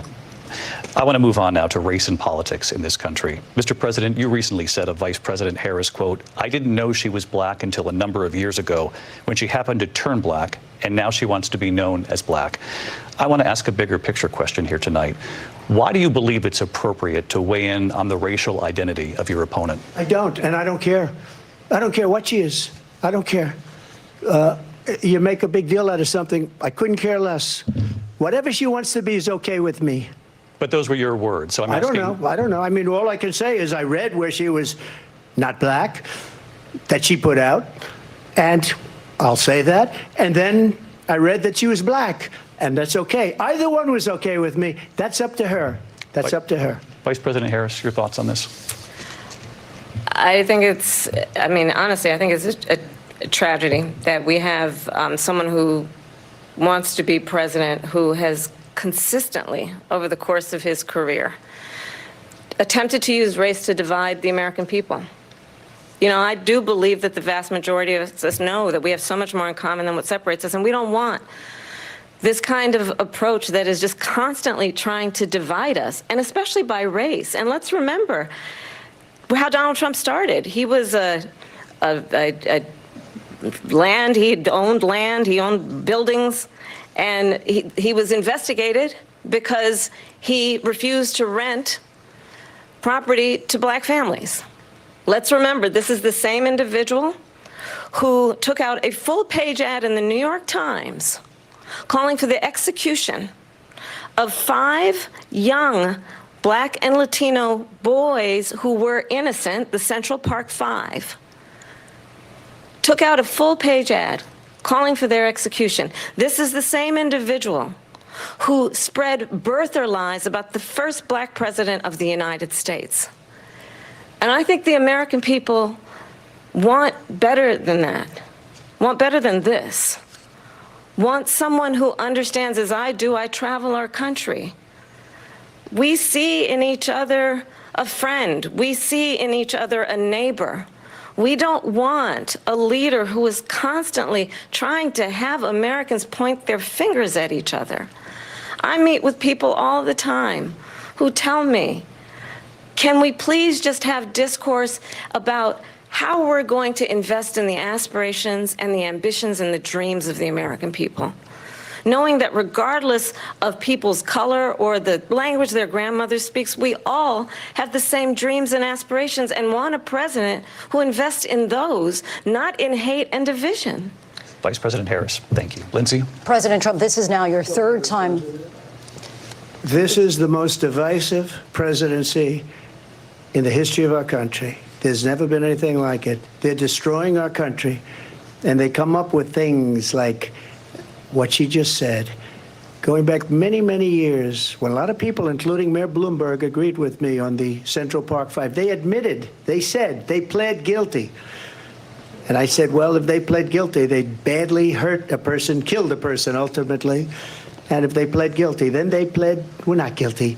But this is a person that has to stretch back years, 40, 50 years ago, because there's nothing now. I built one of the greatest economies in the history of the world, and I'm going to build it again. It's going to be bigger, better, and stronger.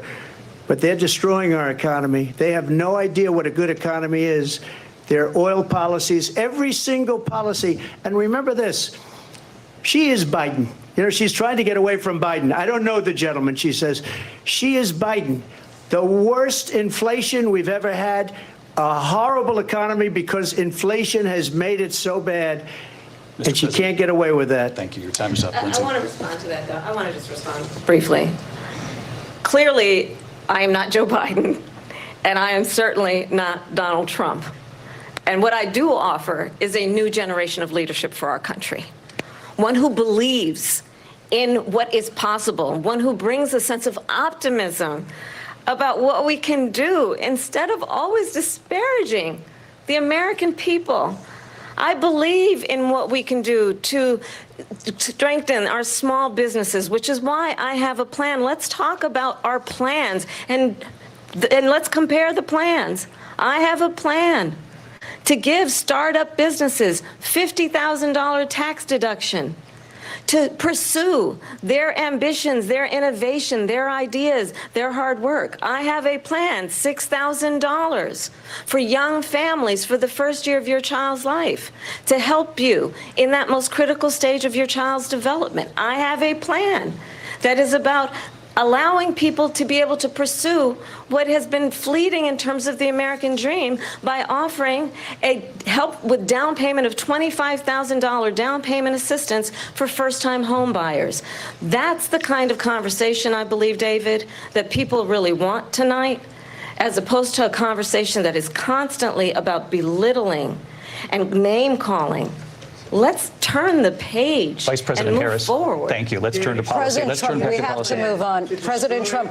Let's turn to policy, She has please. a plan to defund the police. She has a plan to confiscate everybody's gun. President Trump, she we has do a have to plan move on to not other allow issues. fracking in Pennsylvania or anywhere else. Okay. That's what her plan is until just recently. I just need Lindsey, to go ahead. respond because Trump, no, the President former Trump. president has said No, I'm something sorry. twice that I need to No, respond to. I'm sorry. We're I going just need to move respond on, Vice one President time Harris. to what he has President said Trump, this is multiple now your Yes. third time running for president. You have long vowed to repeal and replace the Affordable Care Act, also known as Obamacare. You have failed to accomplish that. You now say you're going to keep Obamacare, quote, unless we can do something much better. Correct. Last month, you said, quote, we're working on it. So tonight, 9 years after you first started running, do you have a plan, and can you tell us what it is? Obamacare was lousy health care, always was. It's not very good today. And what I said, that if we come up with something, and we are working on things, we're going to do it and we're going to replace it. But remember this. I inherited Obamacare because Democrats wouldn't change it. They wouldn't vote for it. They were unanimous. They wouldn't vote to change it. If they would have done that, we would have had a much better plan than Obamacare. But the Democrats came up. They wouldn't vote for it. I had a choice to make when I was president. Do I save it and make it as good as it can be, never going to be great, or do I let it rot?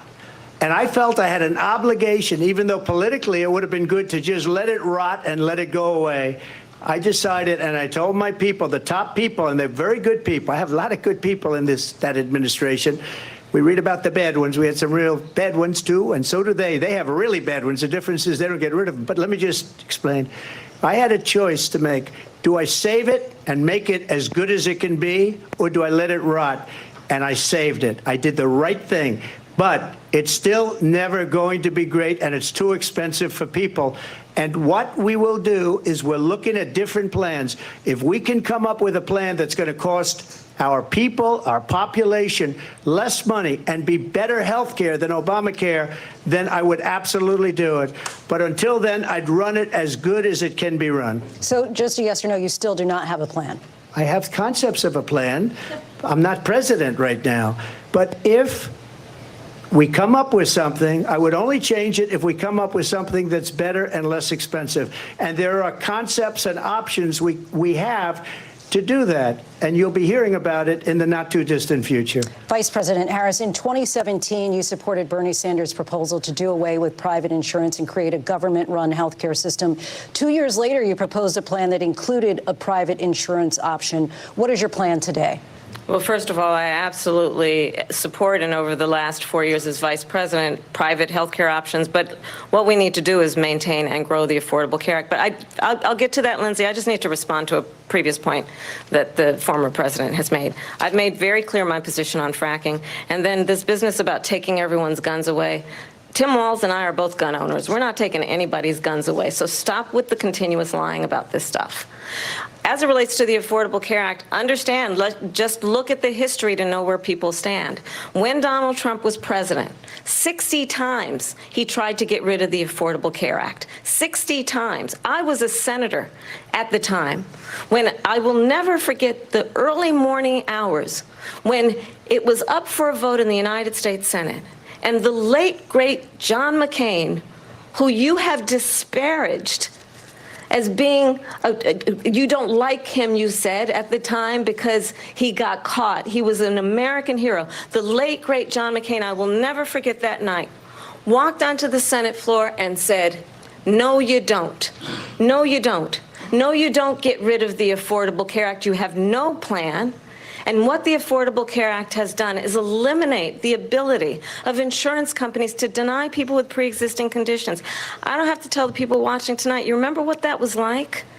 Remember when an insurance company could deny if a child had asthma, if someone was a breast cancer survivor, if a grandparent had diabetes?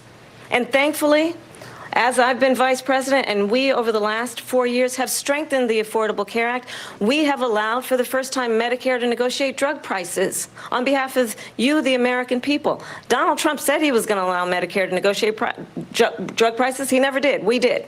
And now we have capped the cost of insulin at $35 a month. Since I've been vice president, we have capped the cost of prescription medication for seniors at $2,000 a year. And when I am president, we will do that for all people, understanding that the value I bring to this is that access to health care should be a right and not just a privilege of those who can afford it. And the plan has to be to strengthen the Affordable Care Act, not get rid of it. Vice President Harris, thank in terms you. of where Donald Trump stands on that. I want to move to an issue that's important for a lot She made of... a mistake. Number one, John McCain fought Obamacare for 10 years. But it wasn't only him. It were all of the Democrats that kept it going.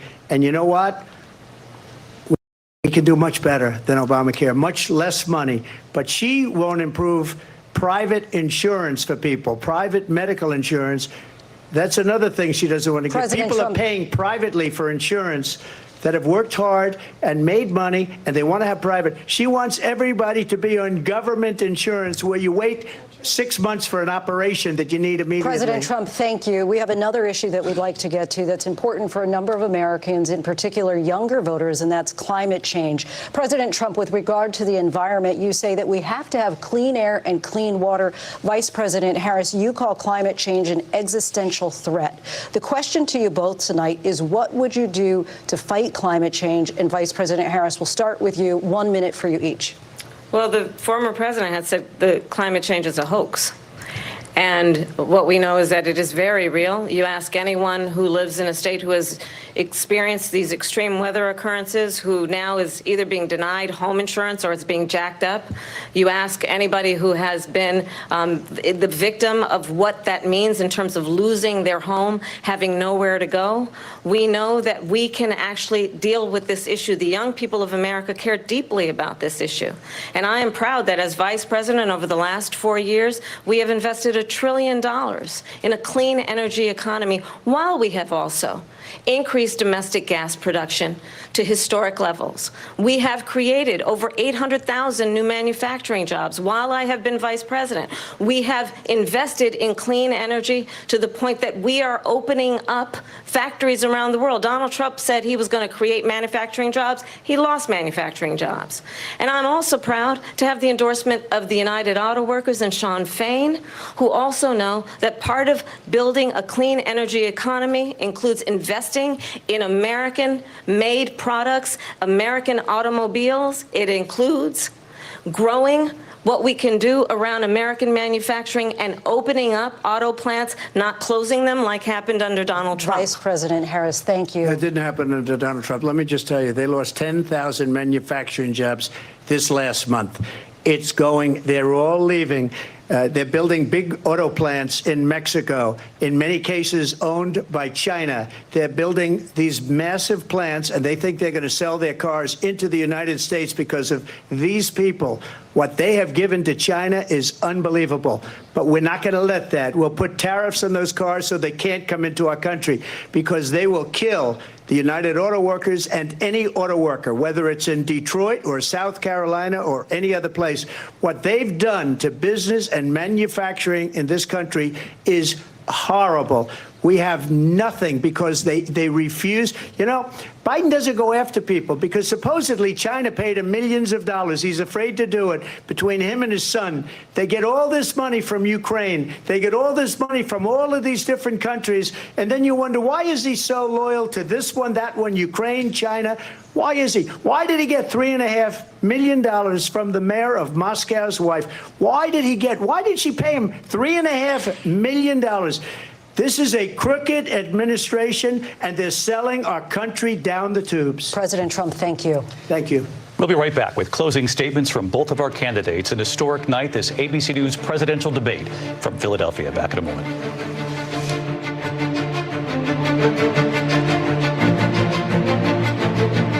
The ABC News presidential debate will continue after this.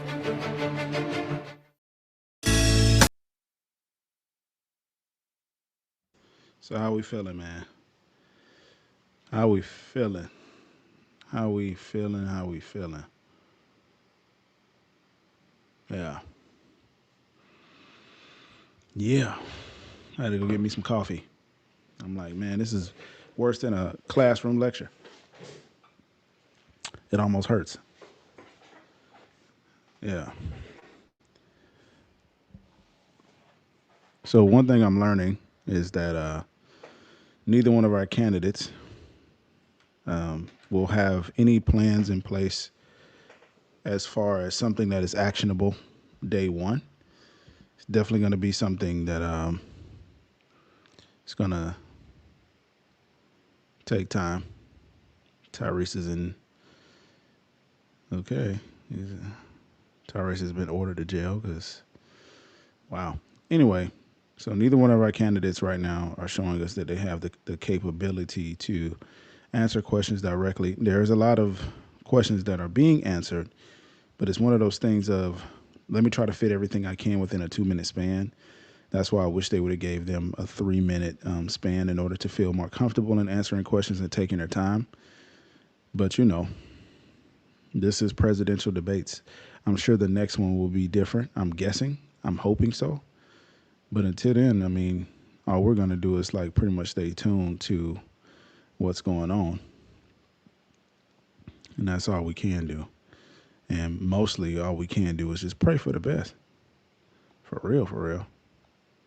That's all we got, man. Just praying for the best. But either way, we back, y'all. I'll be back with some more commentary after this. Final sprint to Election Day. We'll go back to the debate and closing statements. Live from the National Constitution Center in Philadelphia, Pennsylvania. Here again, David Muir and Lindsay Davis. Welcome back tonight. The time has come for closing statements, and Vice President Harris, we begin with you. So I think you've heard tonight two very different visions for our country. One that is focused on the future, and the other that is focused on the past, and an attempt to take us backward. But we're not going back. And I do believe that the American people know we all have so much more in common than what separates us. And we can chart a new way forward.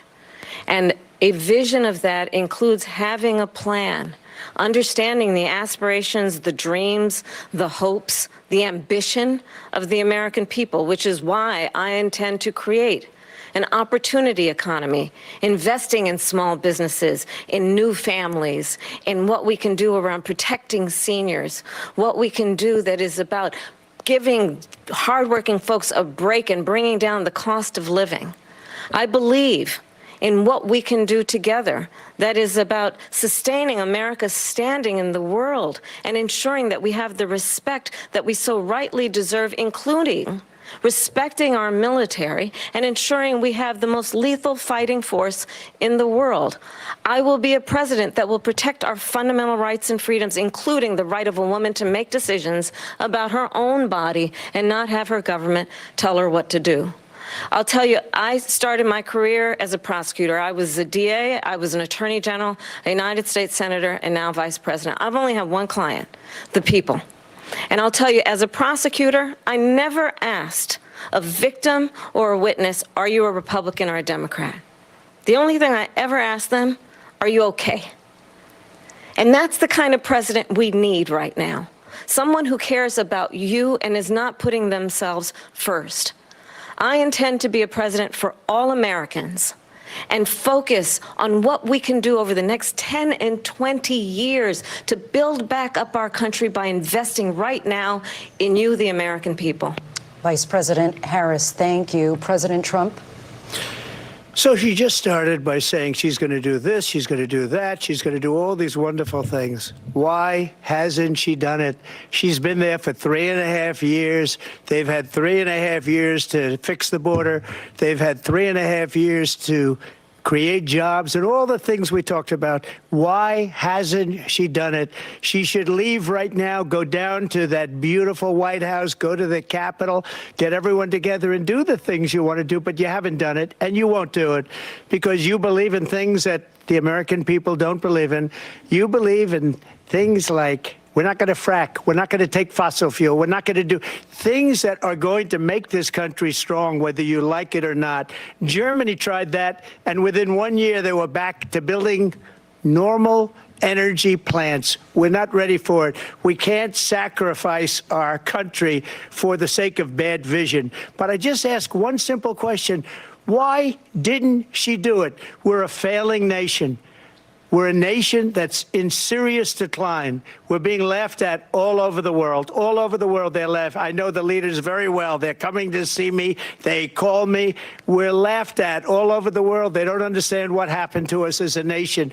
We're not a leader. We don't have any idea what's going on. We have wars going on in the Middle East. We have wars going on with Russia and Ukraine. We're going to end up in a third world war, and it'll be a war like no other because of nuclear weapons, the power of weaponry. I rebuilt our entire military. She gave a lot of it away to the Taliban. She gave it to Afghanistan. What these people have done to our country, and maybe toughest of all, is allowing millions of people to come into our country. Many of them are criminals, and they're destroying our country. The worst president, the worst vice president in the history of our country. President Trump, thank you. And that is our ABC News presidential debate from here in Philadelphia at the National Constitution Center. I'm Lindsay Davis. And I'm David Muir. Thank you for watching here in the U.S. and all over the world, and from all of us here at ABC News. Good night.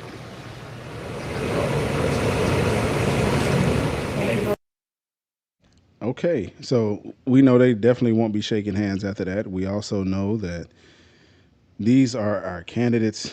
After hearing that, I must say I am not a least bit encouraged, nor do I feel any semblance of hope when it comes down to the nation, the country, whatever you want to call us. What I feel the most is there is a little bit of angst. There's also a lot of just wondering, what's to come. Because there's so many of us and so much of us out here who really are like depending on these humans, to make important decisions based upon our family and everything like that. And we listened to two people tonight who are supposedly our leaders get up there, and you're just wondering who's going to be the one that gets in and basically helps us to weather the storm, I guess you want to say, when it comes down to the United States. I have to say, personally, I do have a little bit of fear when it comes to us. I wonder to myself, and I'm not a big on analyzing their speech or analyzing everything they said, only because the gist of it is what we heard. I have a plan. I don't have a plan. I kind of have a plan. The gist of it is she did this. He hasn't done this. Why didn't you do this? And for us, because we live in a democracy, right? We live in one. Because we live in one, like I know and you know that it's going to come down to, who is in those large number of seats, who's in Congress. I know that, you know that, we understand that. So I think our focus not only should be on presidents and things of that nature, but should definitely be on who's sitting in those seats so we can understand what we're doing and who we're voting for and exactly what we're trying to get done. Now, it's something I want to share with everybody real quick. It's something that I always do that kind of helps me when it comes down to understanding who and what I want to vote for or understand what's going on in our United States. And I always share this with people and let them know, always go to congress.gov, man. Always go to congress.gov. It helps immensely to understand. You can even put in just the candidate's name if you want to. You can put in Donald Trump, put in him. I don't know why I got the caps lock on. You put in Donald Trump, and you can be able to see through here. Just go through all the searches and stuff like that and be able to see what's in there when it comes to him. You can do the same when it comes to Kamala Harris, and just see what's there when it comes up to her, right? Any candidate, you go there and you research what you're trying to make an informed decision on. A lot of times, not just congress.gov, but also whitehouse.gov. It'll let you know, the people, what they're voting on, what they're proposing, and also let you see what type of laws and things that are out there for those of you who necessarily don't want to read when it comes to that. What you can do at that point is you can play the audio from it versus just reading it. So that way it makes it a little bit, quote unquote, more entertaining for you. Or you can set it down and listen to the laws and things of that nature that are coming into play. So we know exactly what to do or how to do it. And we know exactly what we're voting on. And we know exactly what's happening, quote unquote, behind closed doors. Because I know for a fact, majority of people that I know do not watch C-SPAN whatsoever. Now, what's hard for me to watch when it comes down to these after show debates is you go right back into what the media thinks versus, independent thought. So I'm an independent channel, quote unquote, and I have independent thought. Okay. My thoughts are surrounded. And if anybody wants to come up and speak, feel free, let me know, and I can send you an invite to be able to come up and holler at me. And you can give your opinion, your thoughts on this as well. But nevertheless, when it comes down to it, my opinion is that as my nephew constantly says to me, we're cooked. We are cooked. I can only pray. That's all I can do is just pray. Because, man, what in the heezy for sheezy was that all about? What was that all about, man? But I'll tell you what, it was one of those things where it gives you an insight because that was their first time debating. And it does give you an insight to where they stand. It also helps you understand, what they're about. And I guess it will help you make a decision. Let me ask you guys a question. Are you guys any closer to making a decision on who you want to vote for? Or are you guys still kind of undecided? I know some people came in the chat and were saying, Trump 2024. Some people were saying Kamala. And did the debate kind of help you, or did it still leave you with your same candidate? Did it make you change? What's up? I see it's some people in the live on different platforms. Feel free to send your stuff in here. I'm live on Instagram. I'm live on Facebook, Twitch, and YouTube right now. And this full recording will be on all of my podcast platforms as well before the end of the night. So when it comes down to it, what are you all thinking in regards to your candidacy? And it's okay if you don't want to share. That's totally okay. I got one undecided at the moment. I need to read more into their policies first. Respect. Reading more into policies is yes. Let's see what Perry says here. They were attacking each other instead of attacking issues. Yes, Perry. Yes. Definitely attacking each other way more than the issues. And that is disheartening because so many of us are in need of these people to attack the issue because we're grown. We're adults. Most of us on here are adults, right? So we understand you can only get so far, not even just politics, but people in general. You can only get so far by attacking the person. You can get a long way by going after the issue. You definitely can get, if you can attack the root of the problem, man, you're winning. But if you're just attacking the person, man, you're losing. You are losing heavily, And I suggest everybody, whenever you have the opportunity, since it's an election year, find independent channels who cover politics, and that's their main thing. And they find those channels and actually give them a look when it comes down to an everyday understanding of what they stand for. Now, if they lean more one way than the other, I would say maybe don't listen to them, but find the ones that are impartial. I don't know any right off the top of my head because I'm one of those type of people who listen to all sides because I don't ever believe that anybody's 100% right, no matter if they're neutral. I don't believe that's 100% right either. I try to go after those who are speaking about it based upon either their expert analysis or they actually give you insight into what you heard and help you. And most of all, Congress.gov, I try to understand exactly what's going on. And, you look at the candidates' websites themselves, and I think I shared with you guys in the chat here how to get to these websites. I shared it earlier. Let's see here. Yeah, I shared them earlier on how to get to their sites. Let me see. So many comments. Okay, I think I'm here. Yeah. So, wrong one. So let's go. Yeah. Yeah, you definitely can get to KamalaHarris.com/issues, and you could see hers. You can go to www.donaldjtrump.com/platform, and you can see his. That will help you 100%. Once again, it is KamalaHarris.com/issues/ www.donaldjtrump.com/platform. And that'll help you be able to understand what they're running on for sure. Because when it comes down to the candidates, and tonight you can see their objective was to go at each other's record. Why? Because we just have repeat candidates up here.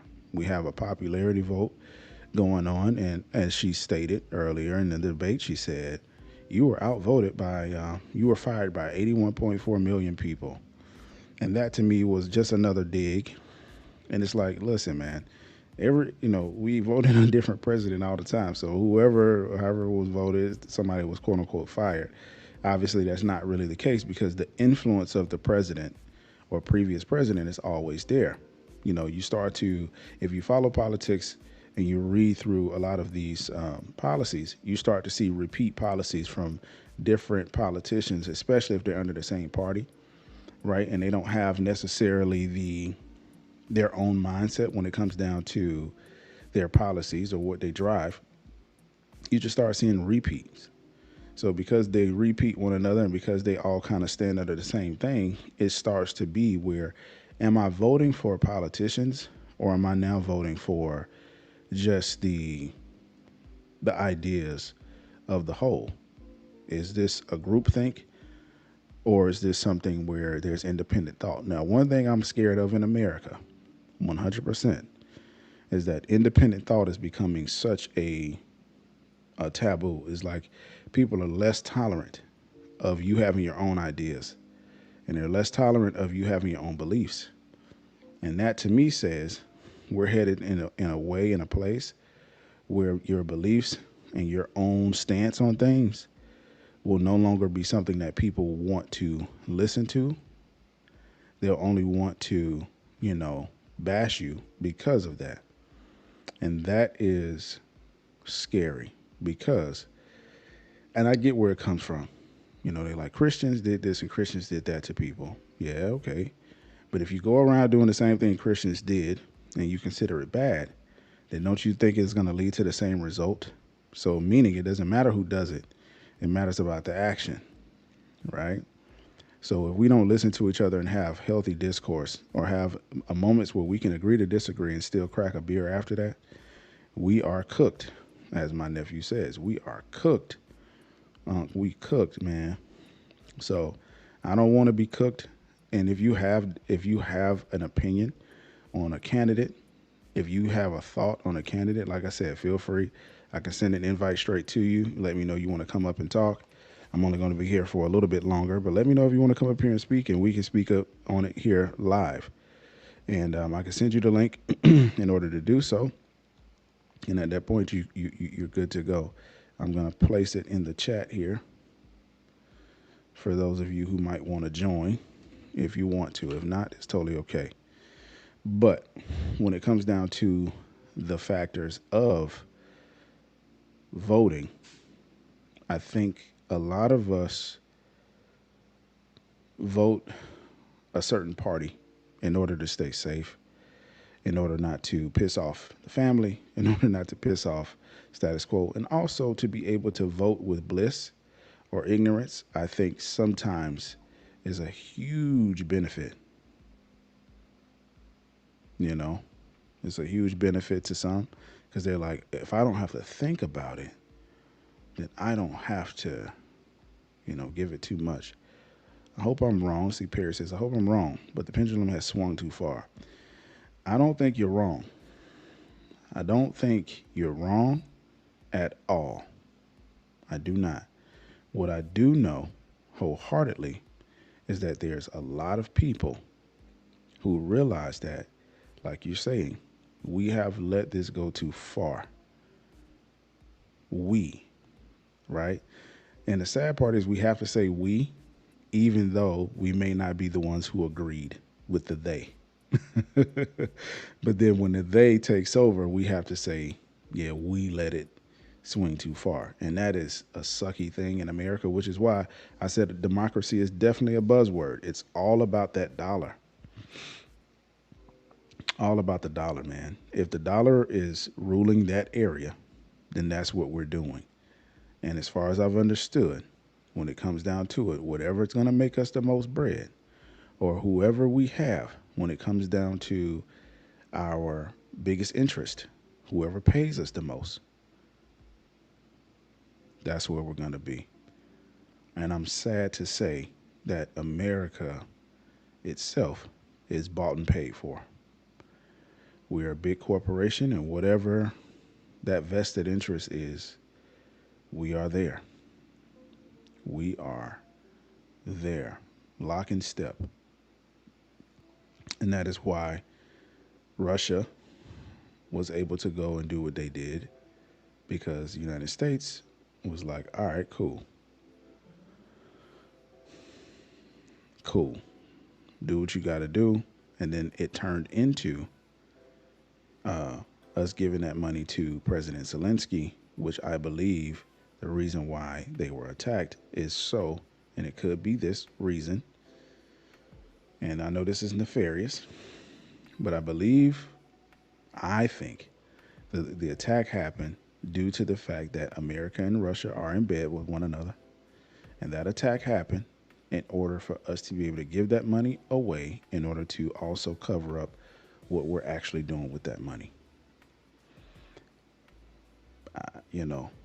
I'm not trying to say wars aren't fought genuinely, but most wars in modern day, it's money driven.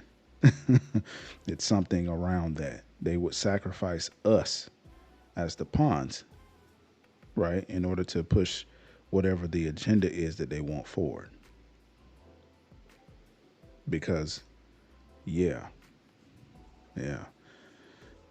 So when it comes down to, I know Donald Trump spoke about we could be going into World War III. Listen, if we go into World War III, I just have to say one thing. Much love to y'all. Because, yeah, I'm not trying to say that. I think that we could benefit from sort of like a reset, but I also understand that the financial implications of another war would fall on us. And that would definitely lead us. I mean, we feel like we're going through something now as far as inflation. It'll be heightened if we go into war. If you look at the stock market and look at those companies that have any vested interest in war, their stocks have gone up immensely. Immensely. Some of them have gone up as much as over 200%. as far as what they were trading for. And then when you look at defense contracts, I have a couple of friends of mine who do not just defense contracting, but, you know, they do some things government contracting wise. When you start looking at those contracts, you start to understand there's profit in war for sure. Yeah. I was wondering what we had to do with the Ukraine war. So I had to look it up, and just like I thought, we invested money in it. That's what it is. That's what it is. And unfortunately for us as, you know, United States citizens, we have to get up every day and just go to work. We have to go to work. So it's not that we don't have time to care. It's just that, what are we supposed to do? And then when you have your candidates get up there tonight and they discuss, or they pretty much battle one another versus battling the issues that has been pointed out many times here in these chats. They're battling one another instead of battling the issues. It makes you just like, what the heezy for sheezy? You know, it pisses you off because you just want your candidates to actually debate issues versus just debating each other and then looking at us and saying, vote for me. But we're like, for what? So I guess emotionalism is the benefit, and it pays off because so many people, if I can capture your emotions, then I also can capture your audience, then I also can capture you in a way to help you not only fall into the trap of voting for me, but I also can help you fall into the trap of constantly believing that I have some type of enemy in the person I'm running against. And that enemy is now your enemy because you're my friend. And it's sad that psychological warfare is more so a thing on us than we know. Psychological warfare is huge when it comes down to citizens in these United States because that is what's played with us. That's what's played with us. They play with us psychologically, and they play with us when it comes down to subliminals too. Buzzwords, things that make you latch on to a certain candidate, things that make you latch on to what they want to talk about and latch on to how they are and who they are. It puts us in a position all the time. Like, it puts us in a position all the time to constantly be in a slight discomfort to the point where we have to depend on people or a person that we believe will save us. That's the warfare. That's the mental game, is that, hey, it's a president election coming up. This person's bad. I'm good. I'm going to save you. And we all know if we keep doing the same thing over and over and over and over and over again, expecting a different result, and one does not come, then we understand one thing for sure, that it is insanity. It is definitely insanity. I'm going to post the link again. If you guys want to come up and actually say something here on the camera, just touch the link, follow the prompts, and it will lead you up here. I'll see you down here, and I'll be able to pull you up to the screen, and we can chop it up and talk it right here. If not, we could just do it like I'm doing right now. Yeah.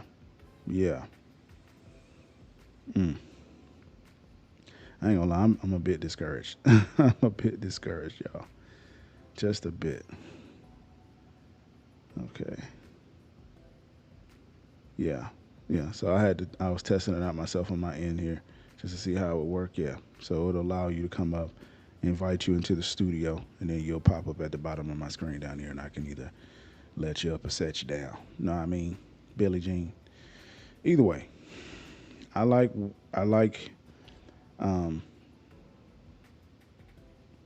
enjoyed the fact that we will have commentary in regards to these two in the next coming weeks. Tomorrow's going to be interesting.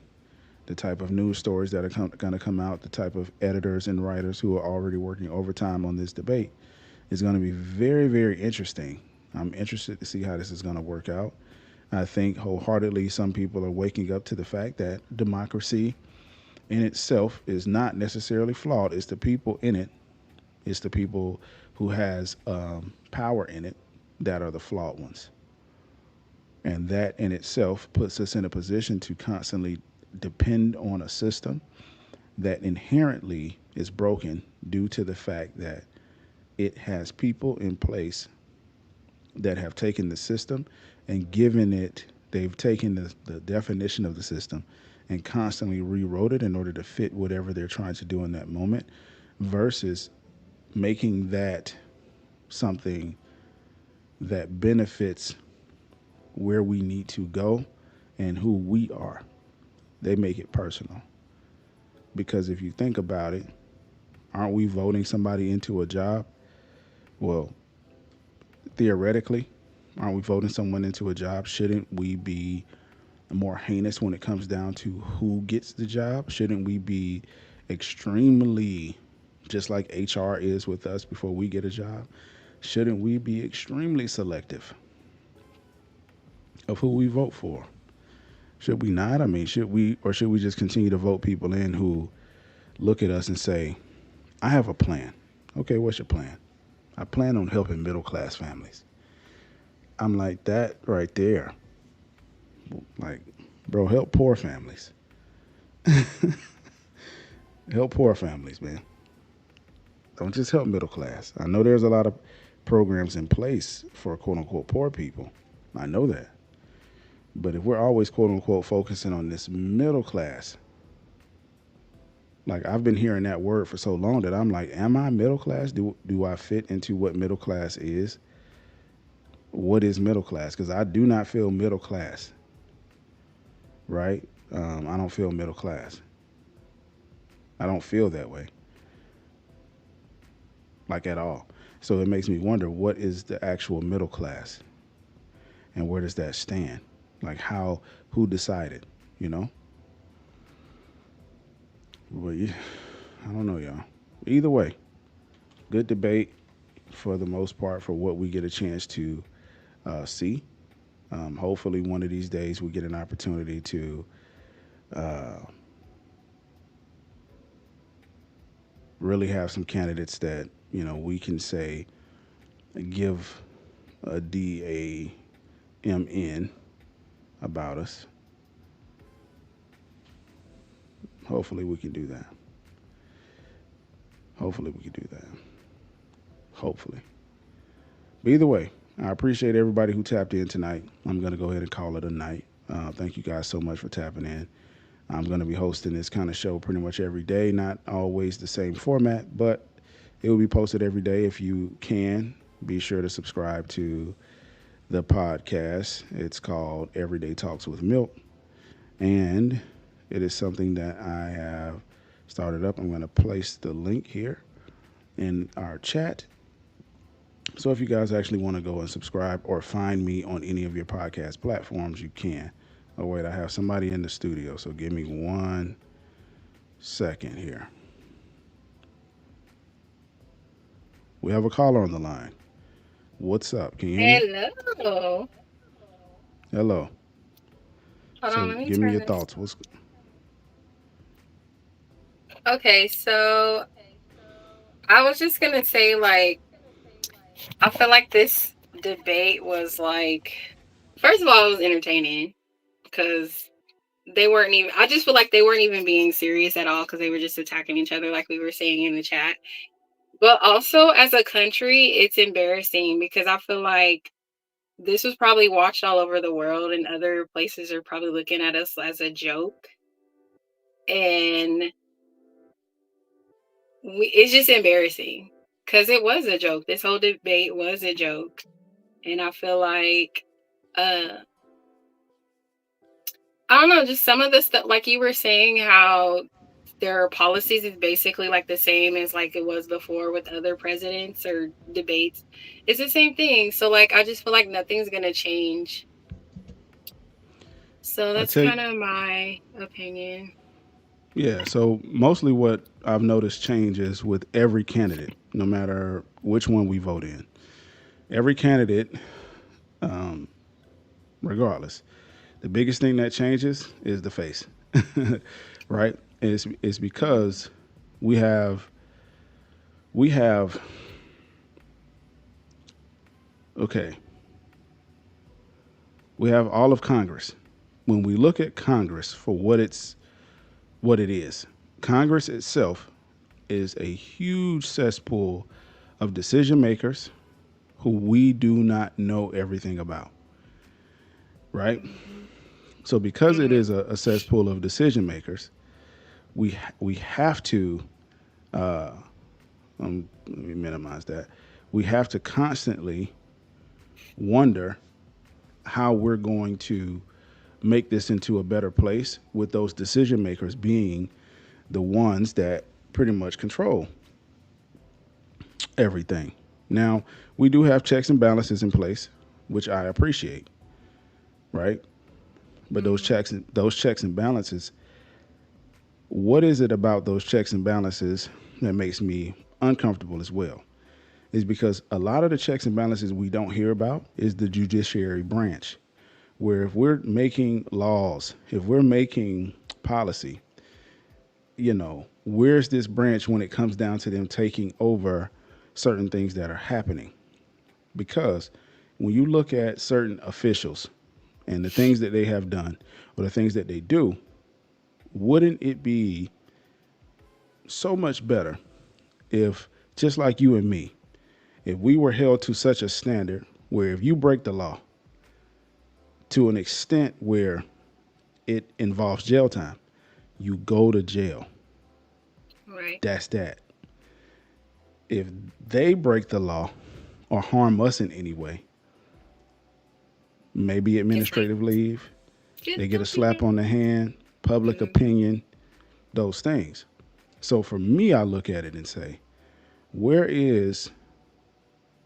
is it not where checks and balances actually check and balance other things? You got two people up there tonight giving their ideas and on plans and everything like that. And those people literally, you can feel it in your bones. They don't want to tell you, I don't know what the hell I am doing. They don't want to say it, but if you got any inkling, then you know for a fact that these two human beings up here right now,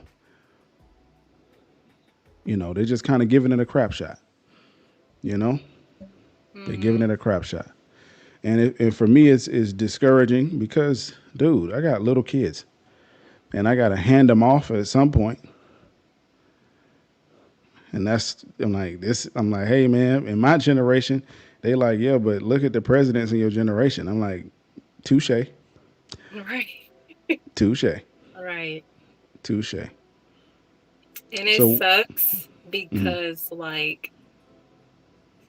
it's already hard to pick one just based on what they said, right? It's already hard. And I feel like voting should be hard based on their plans, what they're actually do. Like, just imagine if both of them actually had plans and they thought on their own, like, okay, this is what we're going to do. This is what we're going to do, this, and this. And then the other candidate was like, yeah, so I'm going to do this, and this. Then we can kind of see, like, all right, it'll make it hard for us to choose who to pick because both of their policies or all of their policies might be really, really good.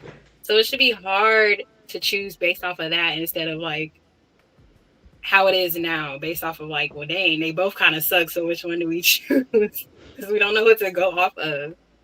So yeah, I think they both have. I think let's just say if they did present plans like that, then you have opportunity up there for both of them to start trying to poke holes, right? And at that point, us as viewers would then get to another point of like, okay, why are they constantly trying to poke holes in the other person's plans? Why don't they just tell me how good their plan is and da da da da da? So it's like, damned if you do, damned if you don't. I think wholeheartedly though, what happens or what would be great to happen along the lines of what you're saying is if they had to outline their plan and instructions are, you cannot say anything in regards to the other person's plan. It's your job to listen to the plan. And let's just say as candidates, which I think is a very good idea, which would bring in camaraderie and some form of like real development. So let's just say me and you, we're debating, and you start outlining your plan, and I'm listening, and I can't debate your plan. Like I can't debate where you stand. I can't debate your plan at all. But what you say makes me change my plan to something better. And then I have to present that to the American people. And what happens at that point is what? Now the internet lives forever. That is forever recorded.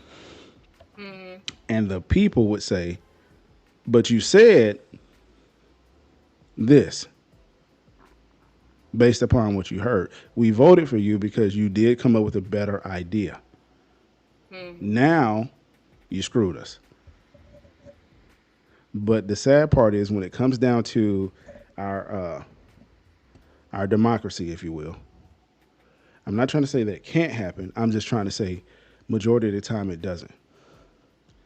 And what we constantly will face in this time, and if you look at it, it's just a battle of generations. Like that generation is into this time now where I don't think they're constantly understanding that public perception or the public is now the running force, quote unquote. They're used to it where they could say what they want to on the debate stage, and then it could be typed in a newspaper and set up in a way where me and you read it the next day, versus where, hey, we watch this mug clean on YouTube. And we're here talking about it right now, fresh off the press. We ain't got to wait for nobody to tell us. We ain't got to wait for nobody to write it. We don't have to listen to the news. And I promise you, big difference. If I call my mom right now, what you doing? I'm watching CNN. That's the difference. Me, I'm like, I already watched the debate. She was like, you're not watching CNN? You're not watching? I'm like, no, because I don't want to hear what they have to say because they set the precedence. I want to have my own opinion. You know what I mean? So, yeah, if you were to head a debate, how would you do it? How would you want the debate to go? I would want each candidate to have enough time to share what their actual plans are, not something related to what was planned before they were running for president, but like their own thoughts, and give them time to really express or share what their actual plans are. Yeah. So that way it's so people can actually vote based on what they're saying. Gotcha. Like, yeah.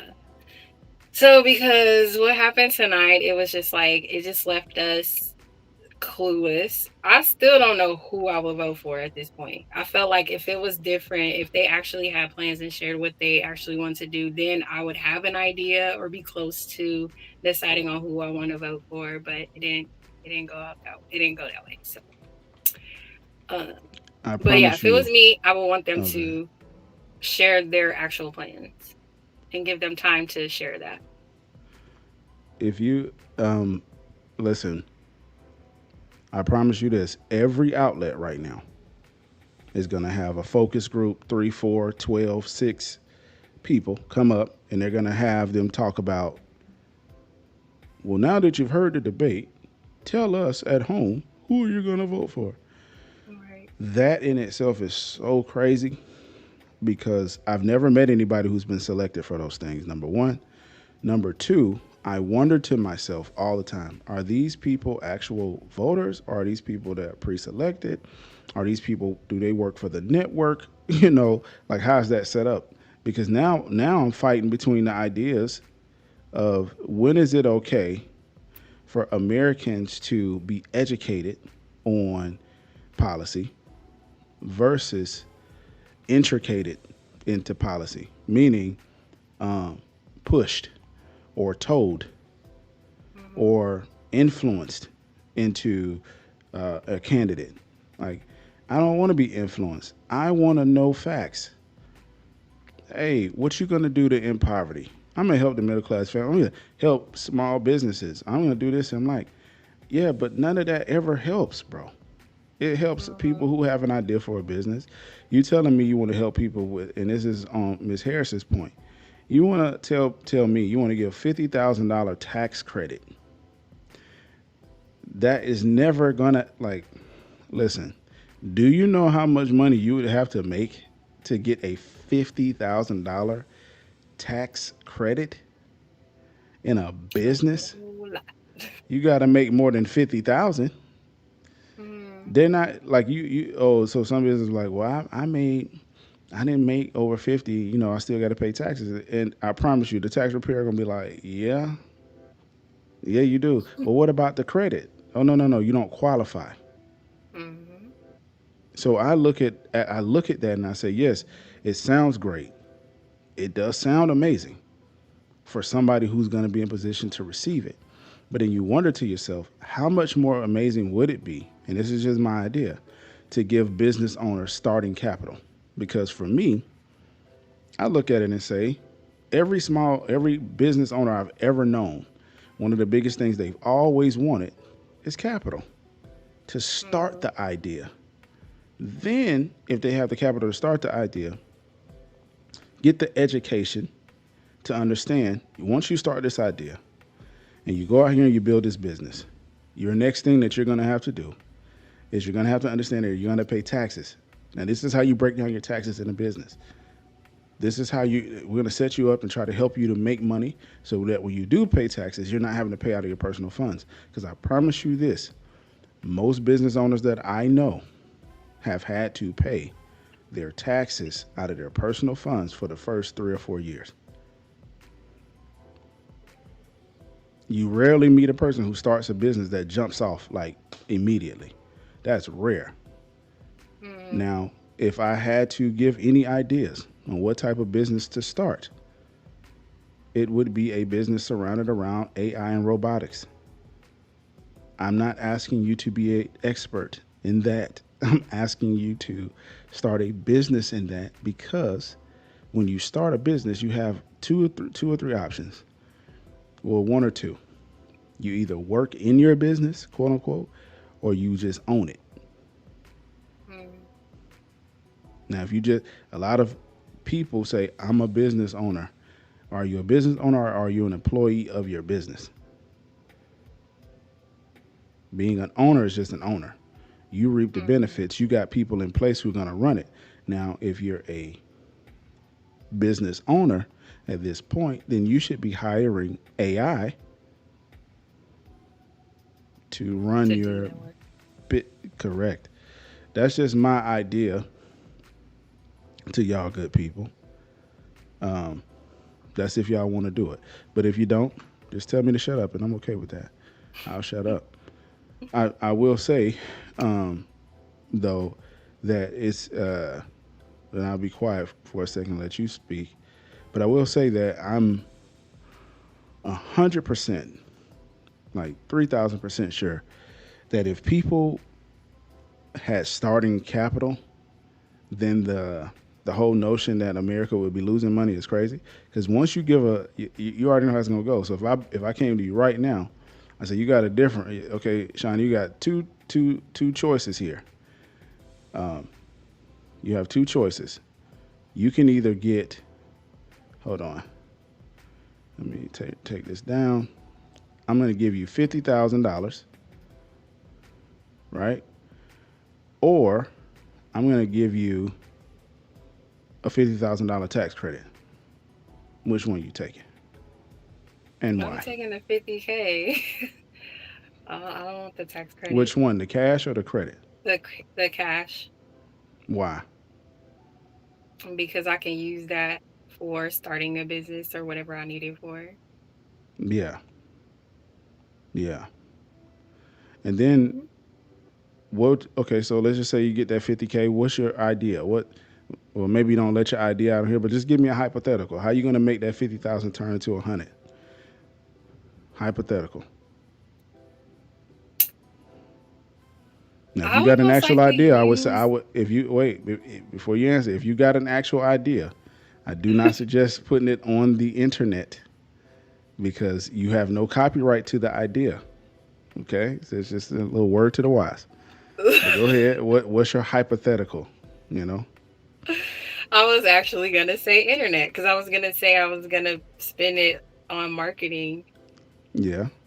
to use it, but use the internet with marketing. I was literally gonna say that.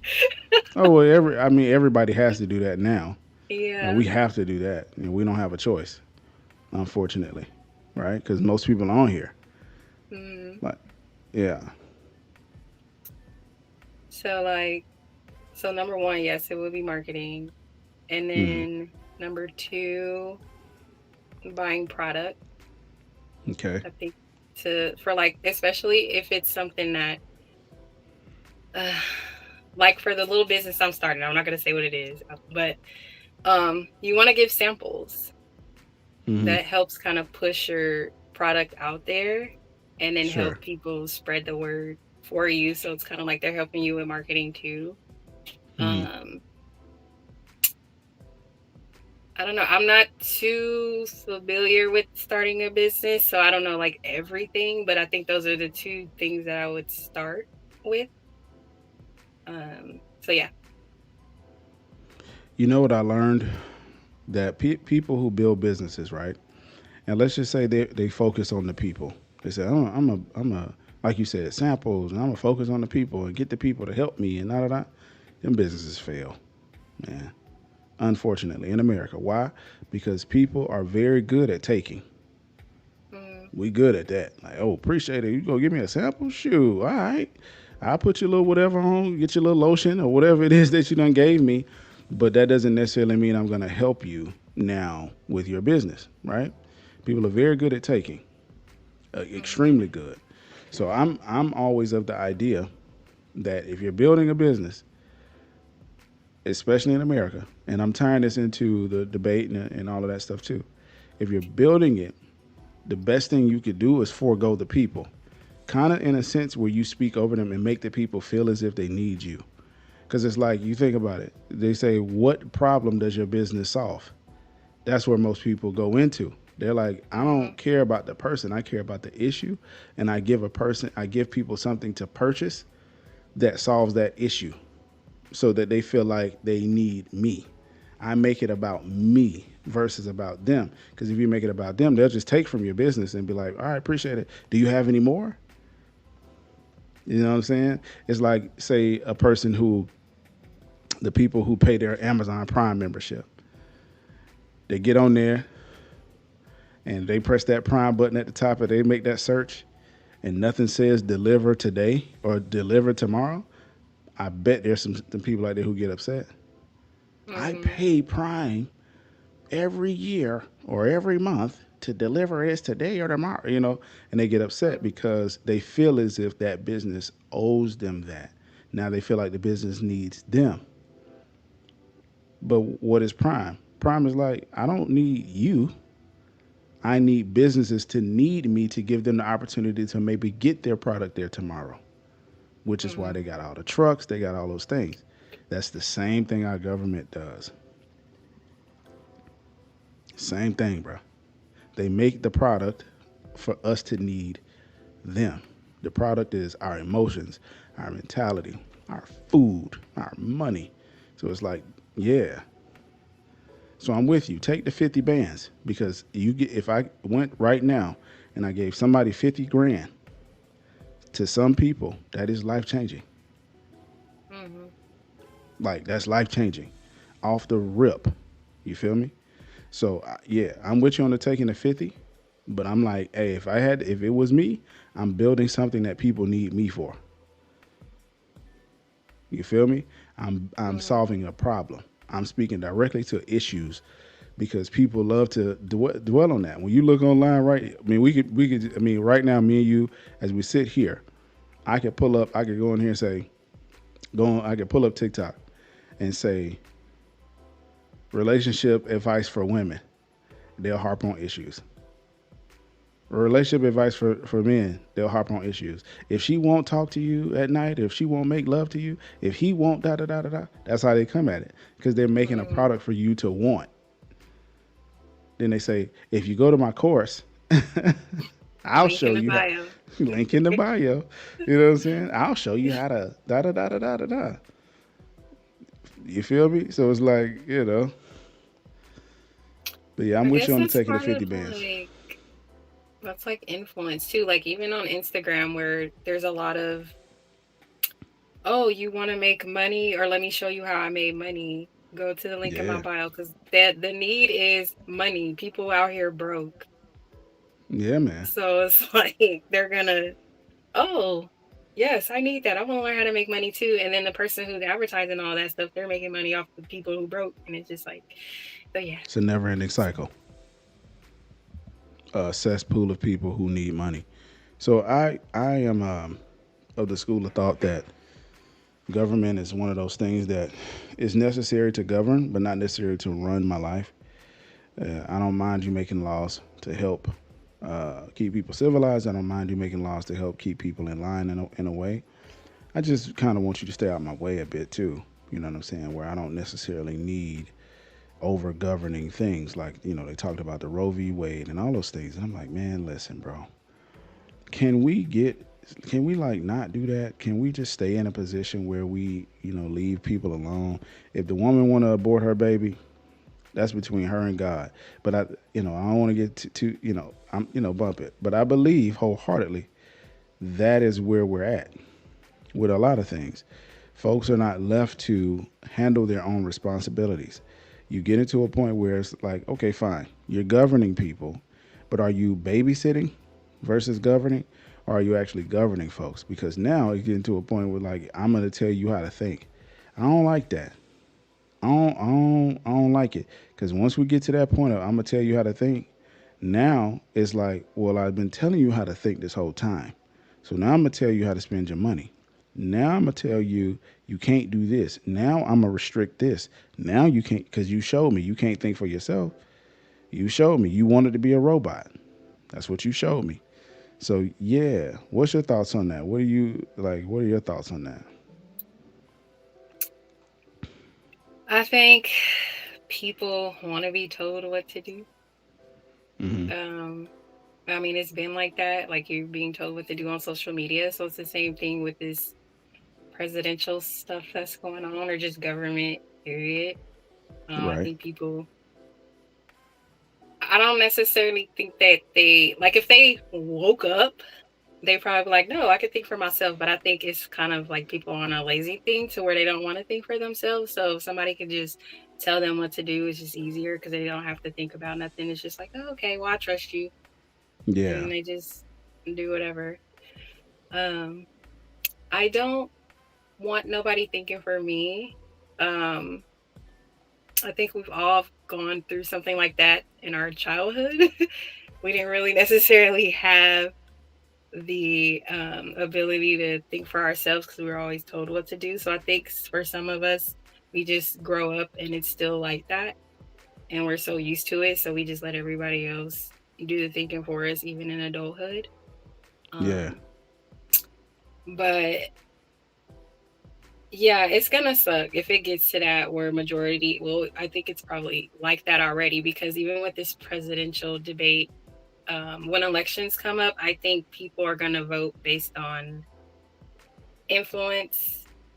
So being told who to vote for. So like, say if their favorite celebrity is on one side, like say Kamala, for example, if their favorite celebrity is voting for Kamala or pushing for Kamala, they're just automatically, without thinking about nothing, like, oh, well, they're on her side, so I'm gonna vote for her. Like just no thought at all. So it's just like kind of they're being influenced and in a way told to vote for that person. Yeah. So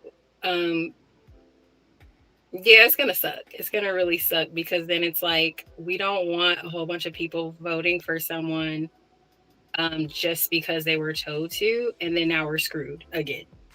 Yeah. Yeah. So, Well, good thoughts, man. I'm